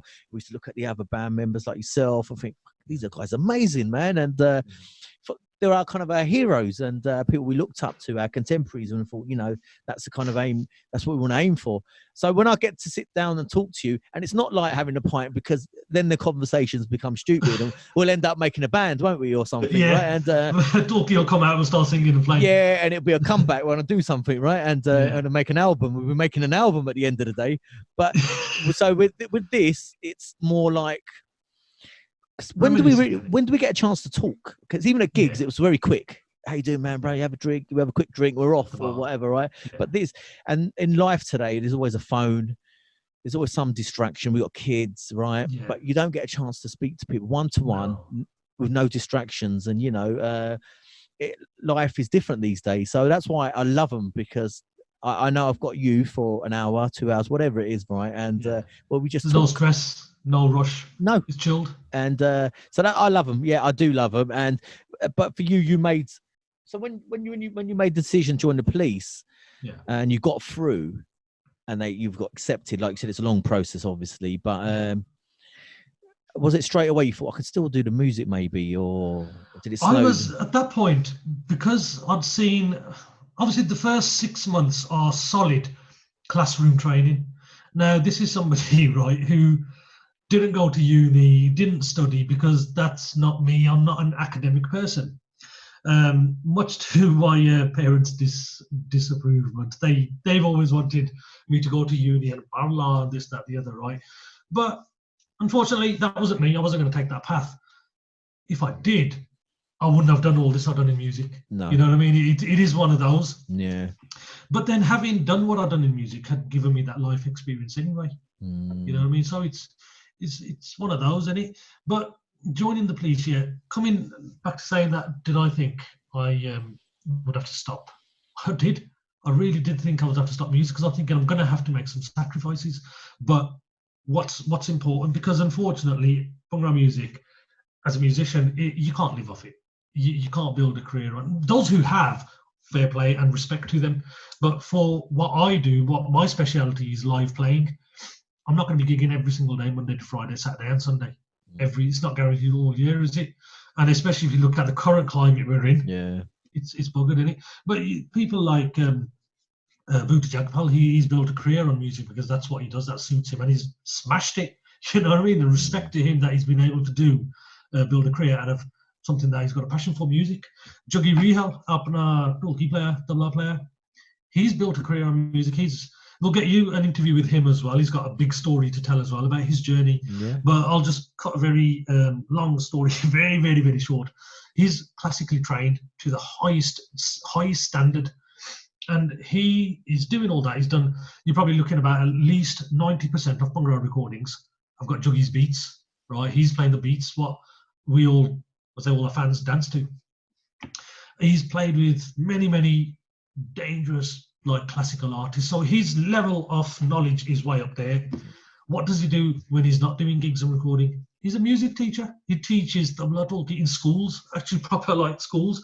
So again, respect him. He's made a career out of his passion. But yeah, it did. I did think. But then as time went on in the police, I mean, I'd say the first 6 months were solid classroom law training. And for somebody who's never been that way minded, it was big time hard for me. Proper struggle with it. And then it's not only the learning the law, you've got to apply that practically. Because that training period for the first 6 months was still Monday to Friday. Guess what I was doing Saturday and Sunday? I was gigging. So still gigging, like, as I'm just clutching onto the legs. One more gig. I can do another weekend. And then when I become operational police officer, a young student learning police officer, I'm operational, so I'm out there learning the job out on the streets dealing with people, and that was shift based. But then my gigs, I get given dates way in advance. So I'd look at my shift pattern and think, oh, you know what? I can book annual leave on that day. Or I'm working a night shift. I'll do a gig in the daytime because it's only Birmingham, and I'll go and do a night shift afterwards. I just won't drink. You have to, we love drinking, right? We love having sessions. It's what we do. But then you've got to also think, you've got to be professional as well. So yeah, if that means I'm just going to do my gig because I love playing music, but yeah, I'm going to be a miserable bugger this day and not have a session with the boys and go home because I've got to go to work. It's one of them, innit? Yeah. That's how I plan certain things. Yeah. And then I work so many days and I get so many days off. And then sometimes gigs used to fall on my rest days. I'm able to do these gigs. Or, further on, I'd see, I'm working on this day. So what I'll do, I'll book annual leave. And guess what? That's how it's been for the past 14 years. Wow. I get my gigs way in advance and I'm still actively gigging. Yeah, that's so amazing. It's worked out absolutely brilliant. Because I get a sense that if you had to leave music behind completely, like a full cut off, I don't know, there'll be a sense of you that's not completely complete. There'd be a massive hole in my life. Yeah, and I don't think you'd be happy. No, you're obviously happy with the family and happy with work and everything like that. But sometimes people don't understand. My wife don't understand. She's like, "Why do you do these podcasts?" And I said, "It's something in me. I don't know. I need to do something creative. I don't know. I'm just." That's what I did when I was a kid. I've always done like radio or Bhangra music, and I don't know why. And I can't just, stop. Yeah, it's like, look at I've just turned 45. And since the age of 16, I've been actively gigging. That's 28 years, coming up to 30 years. That's a big chunk of years, that is. And if to answer your question, if I had to just put a dead stop on it right now, I don't know what I'd do. That's a big part of me. It's a big passion. Everybody who knows me knows how passionate I am about my music. And for me, music is my speciality, my skill is live music. Yeah, I think you would have been a bit sad, and I don't think 100%. And I think it could manifest in your life then as well with your family, because you're so used to doing that and it's so much part of you, Harry, right? And like you said, just under 30 years, that's a big chunk of your life. And I think if you was to lose that, I think you wouldn't be complete. I think you've got a fantastic balance at the moment, haven't you? And you're in a good place. This year, 2020, it's just, we need to throw this year just away, man. It's just gone, hasn't it? Yeah. And part of this bloody COVID, we haven't done gigs. We haven't done gigs. The last gig I did, where are we now? We're in November. The last time I done a full-on gig was February. Wow. And that is not normal, right? So this year, we haven't done no gigs because we can't. We're not allowed to see each other, not allowed to go into each other's houses. And you know what? We'll probably watch this interview we're doing, right, in a few years' time, and hopefully all this is over. You know what I mean? And just think that, look, this is what we've done in 2020. Nothing. Yeah. But what we had is like, not being able to do gigs this year, right? It's affecting us. It's like we're missing it, man. We're hungry, we want to do something. I've got my, this is my little man cave in my house. I've got my keyboard set here, my little drum kit there, my little bulky here as well. You know what I mean? My vodka's always next to me here.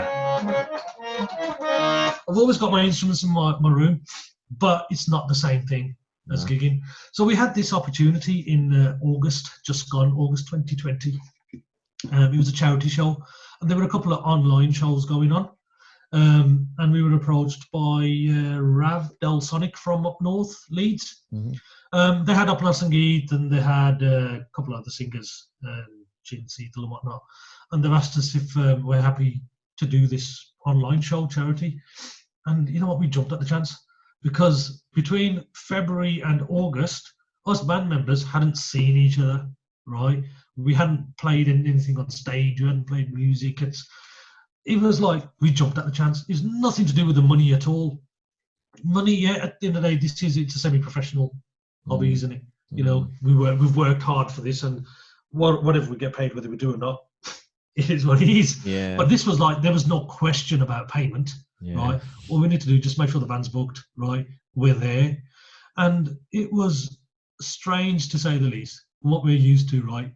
Having played in 50,000 people, 5,000 people, crowds screaming and everything. It was performing to our sound engineer, Slack. Strange, because it was an online show, and there's 2 cameras set there, and obviously all this social distancing had to be adhered to as well, which, don't get me wrong, we're all very, very nervous about at this stage. You know, you don't want to breach any of this COVID stuff because we want this over. So this was strict COVID rules for this gig, and it was really weird playing on stage to our sound engineer. Yeah. Really weird.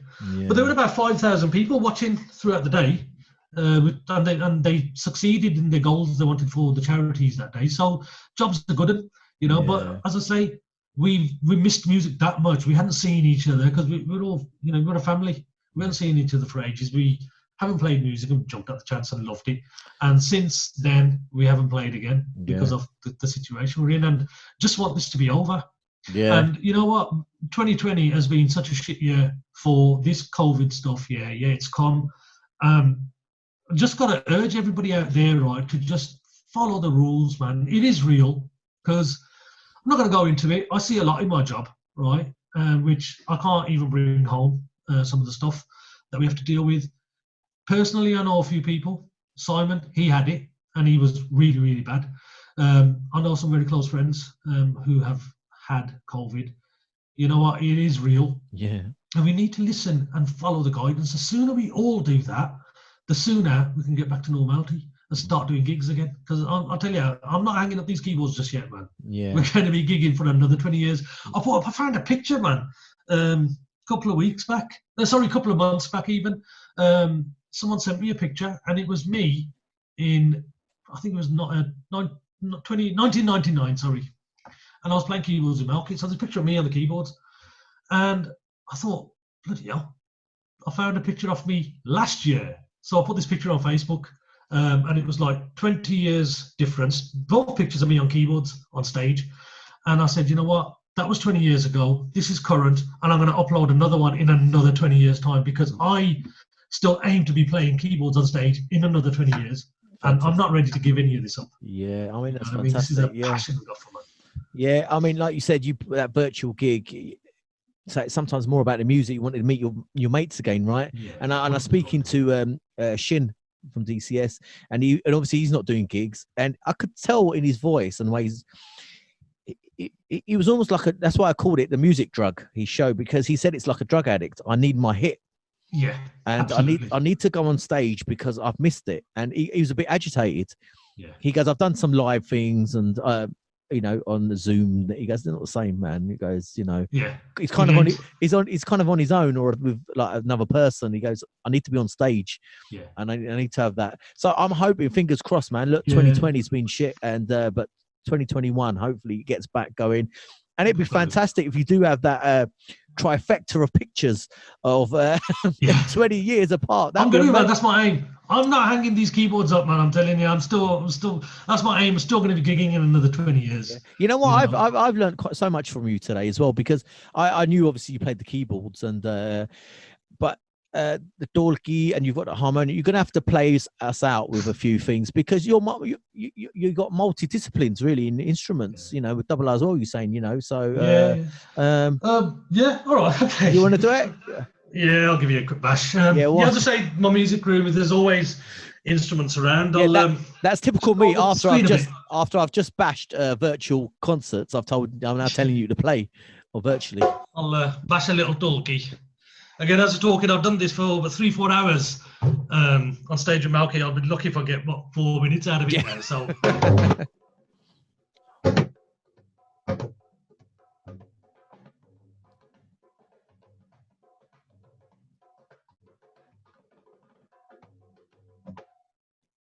Bit rusty to how it used to be. Yeah. But yeah, got Vodka here always set up as well.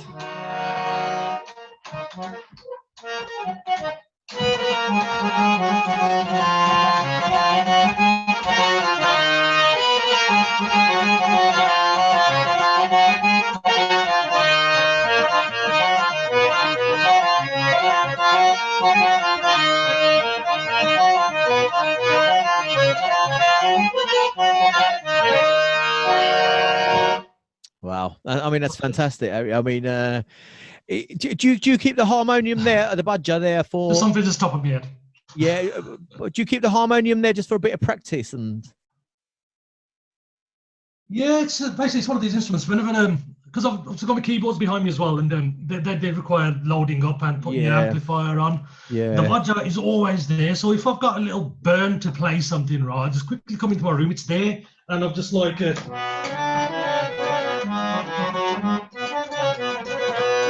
All right, that's sorted. I quickly walk out again. Yeah, just little things like that. And I've got a talkie here, and sometimes I might put a couple of tunes on and just start jamming to stuff. Not playing the tabla. I've got this little electric drum kit as well, which I'll have a bash at as well. And the good thing about it as well, it's one of these ones which you can put your headphones on. Put your headphones on. It's stressing your family out, man. Yeah. I mean, if anything, anyone's going to learn in this interview is that every man needs a man cave, really, don't they, for some sanity in life, right? So it's a tip out there for anyone in lockdown in 2020: get a man cave, right, and or a woman cave. Yeah. Well, this is it's my wife's office during the day. The man cave by night. Yeah. You've even got a sift system for that, for the room as well. You know, you'd be dealing rotors and booking it as well.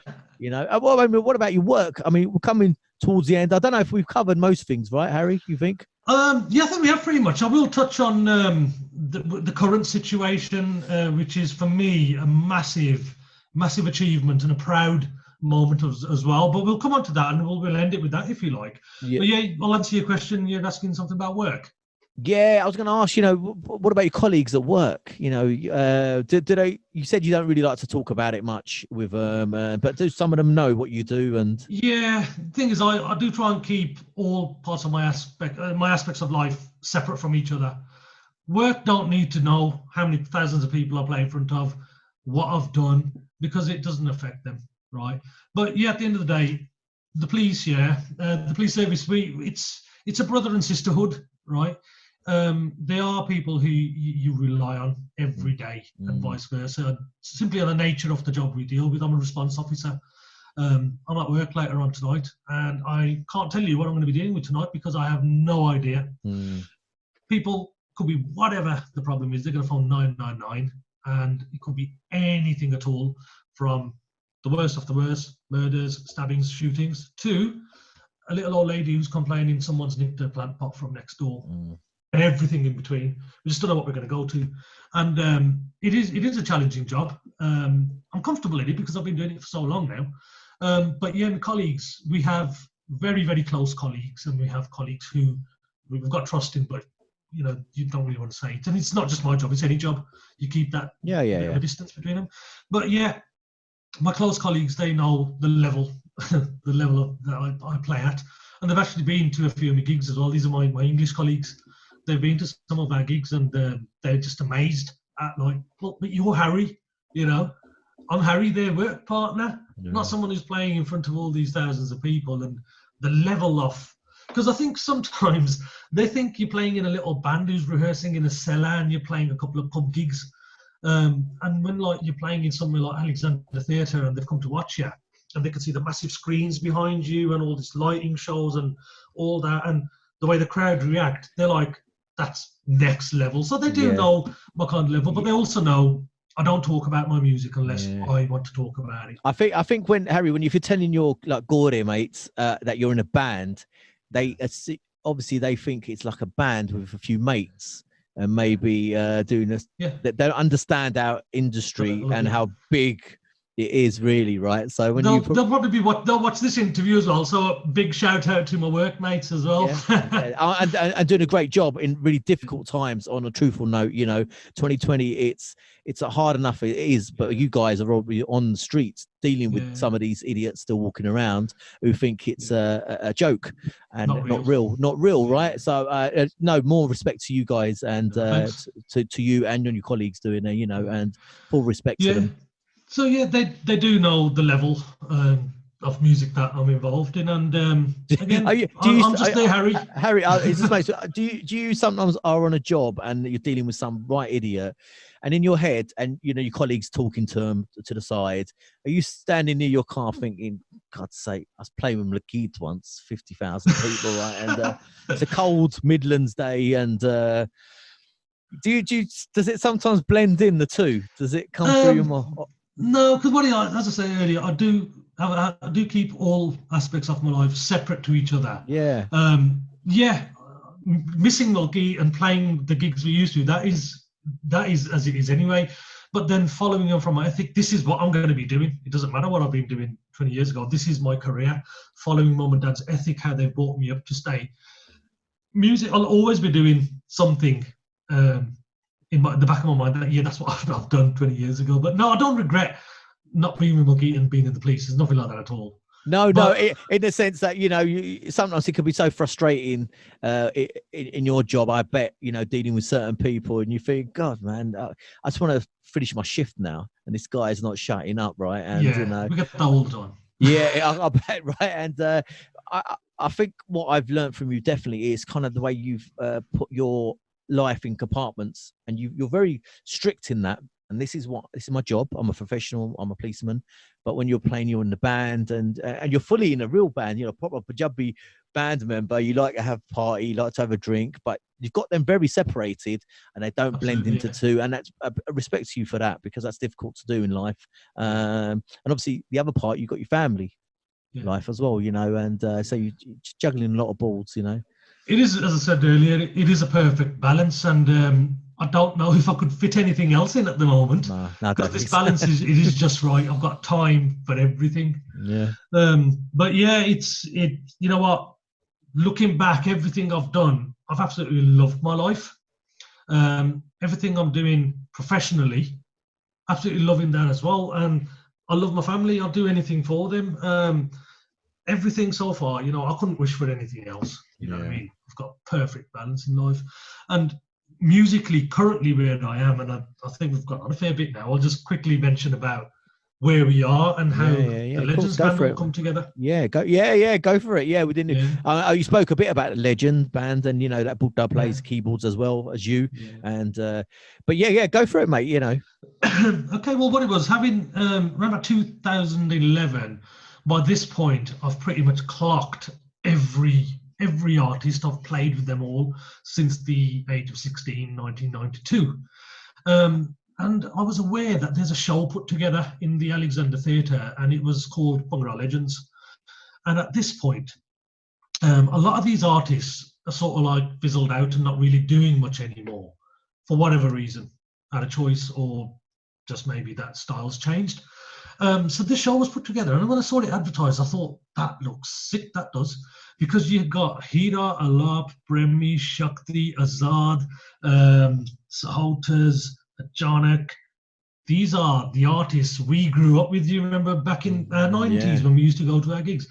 And the best way I explain this to, when I'm trying to explain my Legends band to my white colleagues at work, is if you imagine the likes of Duran Duran or Spandau Ballet, right? Pet Shop Boys, who were massive in the 80s and 90s, all of a sudden they've stopped doing gigs. And all of a sudden they're put on the same stage for one night, right? That is an amazing show. That's the kind of comparison it is, isn't it? Yeah. So immediately that show was sold out. It was put together by Moviebox in conjunction with Britasia TV. So what happened straight away, the fans who bought the tickets for that show are all our generation, who grew up watching live bands. And to see that advertised on TV and posters and whatnot, hang on, that is something we cannot miss after all these years. It was all sold out within days, rammed Alexander Theatre. But the crowd soon cottoned on, right, that this is not going to be live. It's going to be sort of miming to CDs. Malkit was on this as well. Safri. So all these people I've played with, Shin, DCS. So then what happened, the complaints started to come in by the members of the public saying, we ain't coming to watch these artists mime to a CD. We want to watch it live. So an urgent meeting was held by Cameron from Moviebox with these artists. And it's funny because I know at this point, I know of Cameron, but I've never met him or spoke to him. And apparently he had a meeting with all these singers, and my name kept coming up from all these singers. Speak to Harry, he'll sort it out. So I was at rehearsal, and I remember this clearly. I was at rehearsal with Shinda. We was having a band rehearsal for a gig on the weekend or something, and my phone rang. And I was like, I don't recognise this number, so I'm not going to stop playing keyboards, jump out of rehearsal for this. I'll contact them later. Then a text message come through. So I read the message as I'm playing keyboards. It said, hi Harry, it's Cameron from Movie Box, can you give me a call? I was like, okay, odd. Because what does Cameron need with me? What do I need? You know what I mean? Anyway, I found him when I got home, and he said, Harry, you don't know me, but I know you. I said, yeah, Cameron, likewise. And he said, you've probably seen this show, Advertise the Legends, Bhangra Legends. He goes, all the artists have mentioned your name. Can you put together a band? And I was like, yeah, of course I could put together a band. But what made me think straight away, this just get my mind thinking, overtime, yeah? This is a bloody dream come true, this is. Yeah. Because I'm now asked to set up a band to play with my favourite artists from the 80s and the 90s, all on one stage in one night. Yeah. What? How amazing is that? Yeah. So I got together. Now, being in the Bhangra industry for so many years, we've mentioned that we've been a big, massive, happy family, full of like brothers and mates and that, yeah? So I got together my close mates who are also band members of other bands. So I got together Juggy, Bram, Happy, we had a couple of dual players, Boota was on it. We used Steve from DCS on the guitar. So it was a bit like of a super band for that one night only. And we, I think we had 2 weeks to do rehearsals with all these artists who had 3 songs each. And we chose 3 of their biggest hits. So just imagine that, playing hit after hit after hit, you know, what you grew up listening to. So come the gig was just some next level, man. It was like, this is amazing. And it just brought it back to where we were when we first started, that kind of era. And the show was done, proper enjoyed it, and it was the talk of the town. What was the biggest talk of the town was the actual band, how the band was put together and how brilliant they were with all these songs. So after a bit, the demand came through to Movie Box and Brit Asia that they want to see that band again. So we done live sessions with the likes of Shakti, Azad, Maniac, Bardesi. We done live sessions with their 2 or 3 hits from back in the day. And that was something which I'm always passionate about, live music. And you've probably seen our live sessions. We'll sort links out and stuff for you later, yeah? But whatever you see on that TV screen of the band, we're actually playing all that live. Yeah. So what you're listening to, there's no dubbing, there's no cheating, there's no editing. It is live. And we went proper old school. If we made a mistake, start again. Yeah. And that's old school, no computerized business, because live music, passionate about it, and we're going to keep it proper live. So anyway, that went on. Then the demand started coming through that they want to see that band at their wedding, but then they want to choose that singer and that singer and that singer. Right. And I don't know. I don't think I would have ever called my band the Legends Band. It's just what people started calling us, and it just became a bit of a brand in itself. And then we done a gig, and then we've done a couple of live sessions, and then I rounded the boys up together. I said, guys, this looks like this is going to be going somewhere. Let's do this on a full-time. We're a band now, and we're all best of mates. We're all good musicians from other bands. We bring together, like, probably you're talking hundreds of years of experience in one go. You know what I mean? Yeah. It's a lot of experience in one band. So then started doing advertisements, and you know what? We started getting booked wedding after wedding after wedding, stage shows, and any artists which were coming from abroad, we'd automatically be playing with them. All artists from India, your famous ones and stuff. Then we have Brit Asia Awards, right? This is like, for me, it's a massive achievement. I'm so proud of, you know, what I've put together here. The Legends Band, we were winners of the Best Live Band Award for 4 years on the trot. And that is like massive, you know, massive a boost for us, because I don't think there's any artist who's won an award 4 years on the trot. So for me, these are like big, proud moments. Yeah, definitely, yeah. You know? And in between all this as well, I've got to give a mention to Safri School. Massive respect for this guy. I've known of Suk for many, many years, but I don't know, is it me being miserable or is it him being miserable? I don't know. I've always just said, hi, boy, and that's it. Never had much to do with him. I think it was a show in Derby a few years back, and he just had a very brief chat about something. And that was it. Nothing to write home about or anything. And then I had a phone call randomly. My phone's ringing and it says, Suck True School. And what he'd done was, Diljit Dosanjh, we all know at this point, he's talk of the world. You know what I mean? He's the hottest thing around the world, isn't he? Well, his tour was coming up here. Suk's said, Harry goes, I'm making a band, but I'm making a band of my favourite musicians. And I'm like, for me, that was an honour for me that, Suk, who I regard like as a top class, really talented musician, he wants me to play in this band. And Diljit, again, he was hot shit at the time. Yeah. You know what I mean? Still is, And what I liked about Suk is he made us work.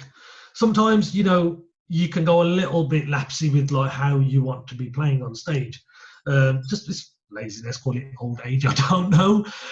But Suk, I tell you, he made us all graft. There was me and Buddha in the band as well, and musicians from other bands. He made us graft, I tell you. He was very particular, down to the note, to the length of the note. Yeah. Proper made us work, and that was like an amazing experience. As you know, I know Suk, and he's you're making me laugh when you said he made us graft, because he's a perfectionist. Absolutely. And to the T, like you said, length of a note, but also going beyond that, for him choosing you, that's kudos, man, because he only wants perfection. So that's why I was a bit baffled by, felt honoured, Yeah, and that band was for Diljit, right? When his concert came, that was also mentioned a lot. That the band were amazing. Yeah. That band that you had for Diljit, they loved it. People knew because he had such a strong, tight band behind him.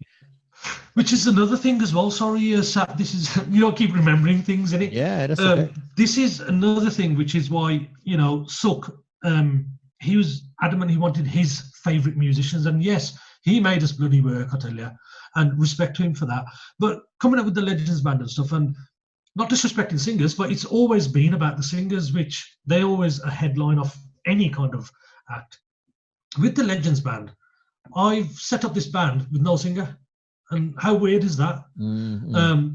But, it's what I've done is I feel proud of this as well, that I've made a name for musicians, and the way I marketed the Legends Band, and I made sure it was like all about the musicians. Yeah. I made sure every musician had his name plastered on the screen. He's got his old face, introducing him as the bass player or the keyboard player or the drummer, because I'm all about musicians. Credit where credit's due, because we said earlier, band's nothing without a singer, singer's nothing without a band. Yeah.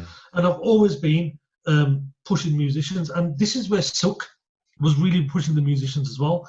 So I had a chat with Suk, and I said, we need to introduce the band members properly. And he goes, yeah, Harry, write it out however you want to write it out. So there's me before the first gig. I'm writing out all the names, where they come from, blah blah blah.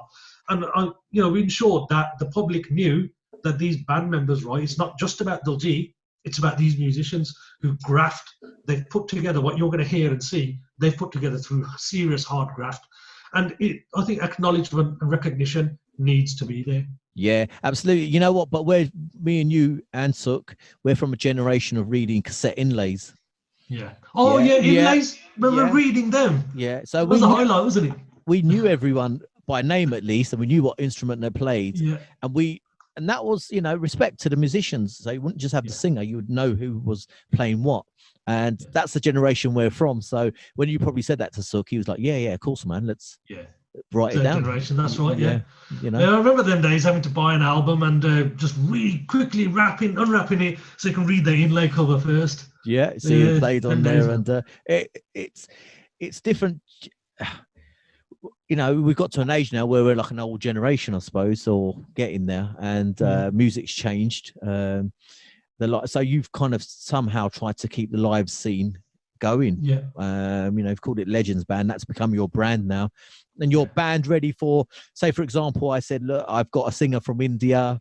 He's kicking off, but I need a band in the UK. I'll give you a call and you set it up. Is that how it works, right? Absolutely. There and then. This is what happens. What about if I want to do a couple of gigs myself, mate? And absolutely, Sat. We'll back anybody up. Yeah, anybody. We'll back anybody up. No, it doesn't matter who you are. Yeah. Singers from abroad, as soon as they come here, they're obviously brought in by reputable companies, normally movie box. And throughout the years, I've played with Sadul Sikandar, Hansraj Hans, Kuldeep Monik, many years ago. This is back in the Malkit days. Surinder Shindar. I've played with these legends. These are like, massive names from abroad. The biggest one for me, which I would never have thought I'd ever reach a stage with this particular artist. Guess who do you think I'm going to say? International. I don't know. Go on, don't put me on the spot. All right, I'll tell you. Go on. This is the time I was playing with Hira, and I had a phone call from Kumar. Harry, we've got a gig on so-and-so date next I week. know who you're going to say now.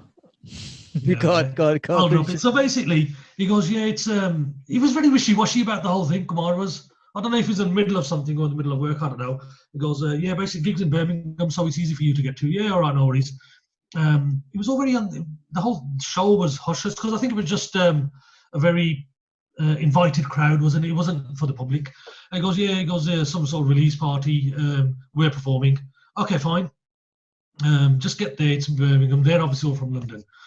So I've got there, plunked my keyboards, and as I'm taking my keyboards, and I've seen this geezer walk past with an organizer, and I'm thinking, no, that ain't him, is it? I'm going to leave this up to suspense tonight. I was like, what's going on? And I've set my keyboards up, the band have come, and I said, what is this? And they go, it's a release launch party for his new album. And I was like, really? Okay. So anyway, we've done our set, and then they done the official launch of this album, and they announced him on stage, and I started playing his stuff. That for me is an honour. You know what I'm talking about? Gurdas Maan. Gurdas Maan. Yeah. I told you I knew who it was, right? And, you knew what I'm talking about, didn't you? Yeah. When you mentioned Hira, and they rang you up and said and it's hush hush. I thought it's got to be Gurdas Maan, and there's people listening now to this and on the audio or something, or watching on YouTube, thinking, who is it? And, That's why I left it like that. And you paused it for a long time. Because I mean, for people listening, right?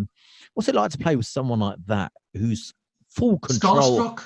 It was a starstruck moment for me because you're going back to Musty. Yeah, Harry. This right? is the first full circle, man. Yeah, this guy who I've got to now play with, he's the one who, it's his song I learned how to play, first ever song on a keyboard. This guy has been a huge legend, massive worldwide my whole life. And we've been to his concerts many times, and you're always talking massive Wembley and NEC, the kind of stuff, Take That, and these days Little Mix. I've got to mention Little Mix because I'll take my daughters there in May, hopefully. And we went last year to watch them. Amazing, next level stuff. Yeah. But that's the level that Gurdas Maan plays to. And this Hush Hush party was all very very corporate type of thing. And they introduced him on stage to sing a song, and automatically straight away I started playing, because we've seen him so many times on stage. I started playing his shalom music, and he walked on stage, and I'm just thinking, is this happening right now? I'm playing with Gurdas Maan. And what he done, he came on stage, and the first thing he done to everybody, all musicians, Hira band members, is shook all of our hands. And I thought, this guy, still humble. He's just the biggest thing ever, and he's still so humble. And for me, that was an honour. And you know what? There is a picture somewhere. I don't know how to get my hands on it. It's a long story, how to get hold of it. I've put somebody on a case, but there is evidence of me playing keyboards with Gurdas Maan. You just locating that picture, and once I got that, I'll send it to you. I've been asking for the past few years. But I'll tell you what it is. Tony Pabla from Punjab 2000, he was at the show and he took the photograph. And when he took it, he showed me on his camera, on the digital camera, and he goes, "Yeah, Harry, no problem, I'll send it to you." You forget, don't you, over some of the things. But he passed away, didn't he, due to quite a bad illness, and it's just a matter of locating that picture somehow from their hard drive. But that's where that is. Yeah, but yeah, What an honor, I'll tell you. Yeah, I mean, what is it? I mean, what a fantastic artist, though. You know, I mean, he Very humble. encompasses. He's the Don. He's the goat, isn't he, of Punjabi music? I would think. Yeah. But look, Harry, I think we've covered most points now, right? You think? And you got any? Did How you? long have we been on? Uh, Nearly 2 hours. 2 hours, mate. And did you? Did you have notes with you? Did you have some bullet points? You know what? I just made a list of people that I have played with, and I just kept that there, right? I mean, if that doesn't, if you're listening on the audio, you should put up a sheet with a list. Right? That just shows you really that how many people you've played with and the length of time you've been in the industry, that you have to write notes for your own life. I still think there's people I've missed out. I mean, I haven't even mentioned. I haven't told you the story about Hida. Hida for me, I mentioned Diamonds from Hida being a banging album, probably the first album I ever bought. And as soon as Diamonds from Hida came out, we went to my cousin's wedding in Southall, and Hida had just released Diamonds, and they were performing.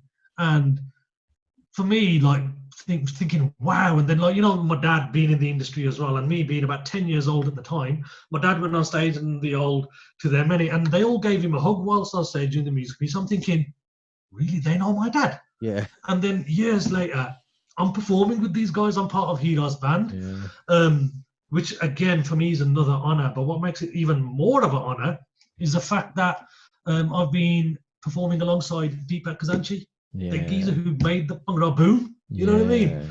His level of playing and who he is, he's a legend. And I've been working with Deepak Kazanchi. For me, it's just like, you know, I've worked with that many people. I can't remember everybody at the top of my head. That's why I tried to make some notes really quickly. But there's a lot of things I don't think we've covered. No, I mean, we could do another one, mate. It's not we don't do one and that's it. I never speak to you again. And but you know, we're talking about Deepak. That music was so intricate. It was, you know, listen to it now and it's like there's so much going on. And I think I was talking to Tubbsy, and even he was mentioning, he goes, you don't know what's happening next. Some bells are going off. There's some there's all sorts in there. You know, he goes, it's beautifully made. And even I learned a fair bit from Deepak, because whilst doing gigs with Hida, I had to make trips down to London for rehearsals, because they're not all going to come to Birmingham. Me, the one from Birmingham's got to go down there. And having to like sit with Deepak, and he's telling me like, yeah, on this one we want this chord, and the chords that he's talking about, he ain't talking no normal minors and majors. He's talking diminished and augmenteds and stuff which you don't use on everyday Bhangra music. I learned a lot from him. I learned a lot from Deepak, and I actually had to go down. These are things like, for me, you know, if I was still that little kid, knowing that I'm going to be doing this in the future, I had to make a trip down to London just for a one-on-one with me and Deepak, to sit there and go through chords. He's this legendary music producer who made Bhangra music bang back in the 80s, sitting with me, and he's like, we're chilling, jamming together, and he's like showing me we want to do this chord and do this here. And it's like, again, very wow moments I've had throughout my musical career. And I'm still hoping for another 20 years of wow moments to keep coming through. Wow gigs. Not ready to hang this stuff up. I'm sure there's some more wow moments, and hopefully I'm on your list as well now. So when you go on other interviews, I'll try and update it a bit more. Look, Harry, man, it's been fantastic speaking to you this afternoon. Cheers for having us, sir. No, it's been super fun, man. I've loved going down memory lane and talking about some of the gigs and sessions and Bagleys, and it's been brilliant. I think people are going to really enjoy it, and you'll have to come back on again. Hopefully when 2021. Definitely. I think what we'll do is, once all these restrictions are over and we're allowed to go to each other's houses, we'll try and get the boys in here, you know, get the Legends Band. We'll try and do it in a bit of a fun way. Simon sort of hinted on this as well. We'll have a little session on the go, and we'll chat to you. We could, you know what, there's a way, I'll tell you what will work better if we meet in person and we all have microphones, so we can have a session and we can just talk about music and life and what they've all been, you know, bounce off each other. Because sometimes when you do it on Zoom, it cuts out. Connection is not great, and do you know what I mean? That banter doesn't always work, but we'll definitely do it. I'd love to get all you guys on, and it'll be fun. I might even give a Sukkah call, True School, and see if he's up for it. You know, but he might make his super band that he likes. You know, and but look, we'll sort something out for sure, and without a doubt, Harry. And look, it's been fantastic, great getting to know you, and I'm sure people are going to enjoy it. Is there anything you want to say before you go to everyone listening and watching? I will say, firstly, again, Sat, thanks for having me on this. I don't think I've done many interviews other than the few little introductory bits that I've done on our Legends Band live sessions. But I can talk, man. I can talk for England, you know what I mean? I suppose my job's made me this way as well. Because I say, anyone who knows me, I used to be that shy, quiet young boy. Obviously, life experience it makes you a different person, and doing the job I do also makes you a different person as well. So I'm really thankful for you to giving me this opportunity to just speak about my musical journey. And again, sir, I've got to commend you on this. What you're doing here is absolutely brilliant. You know, you're giving people like myself who have been in this industry for many, many years, but not had the opportunity to let fans and listeners out there know what it's been like and what we've been through. All good things. I'm still not ready to give it up. What I will say to the fans and those who have got interest in music, I've been saying this for years, and I've said it at the end of our live sessions as well.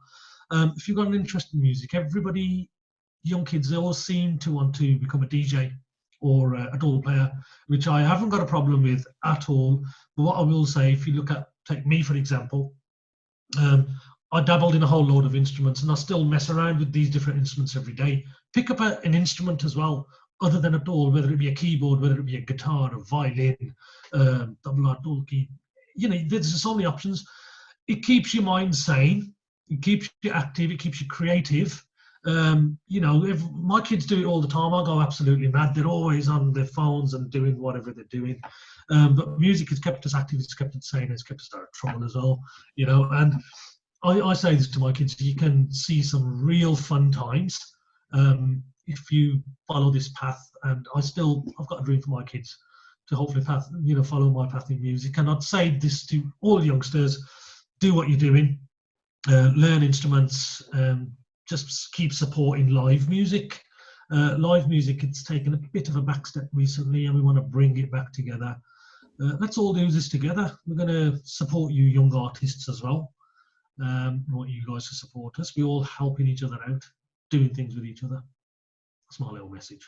That's fantastic. And to everybody watching this around the world, thank you for listening to me. I hope you never got too bored of my dulcet tones. No, they can't get bored, you see, because they can pause these. They can pause podcasts, right? You can watch them later and carry on. You don't have to watch them in one go. But look, Harry, it's been fantastic having you on. I'm sure people are going to enjoy this. But for now, thanks for coming on.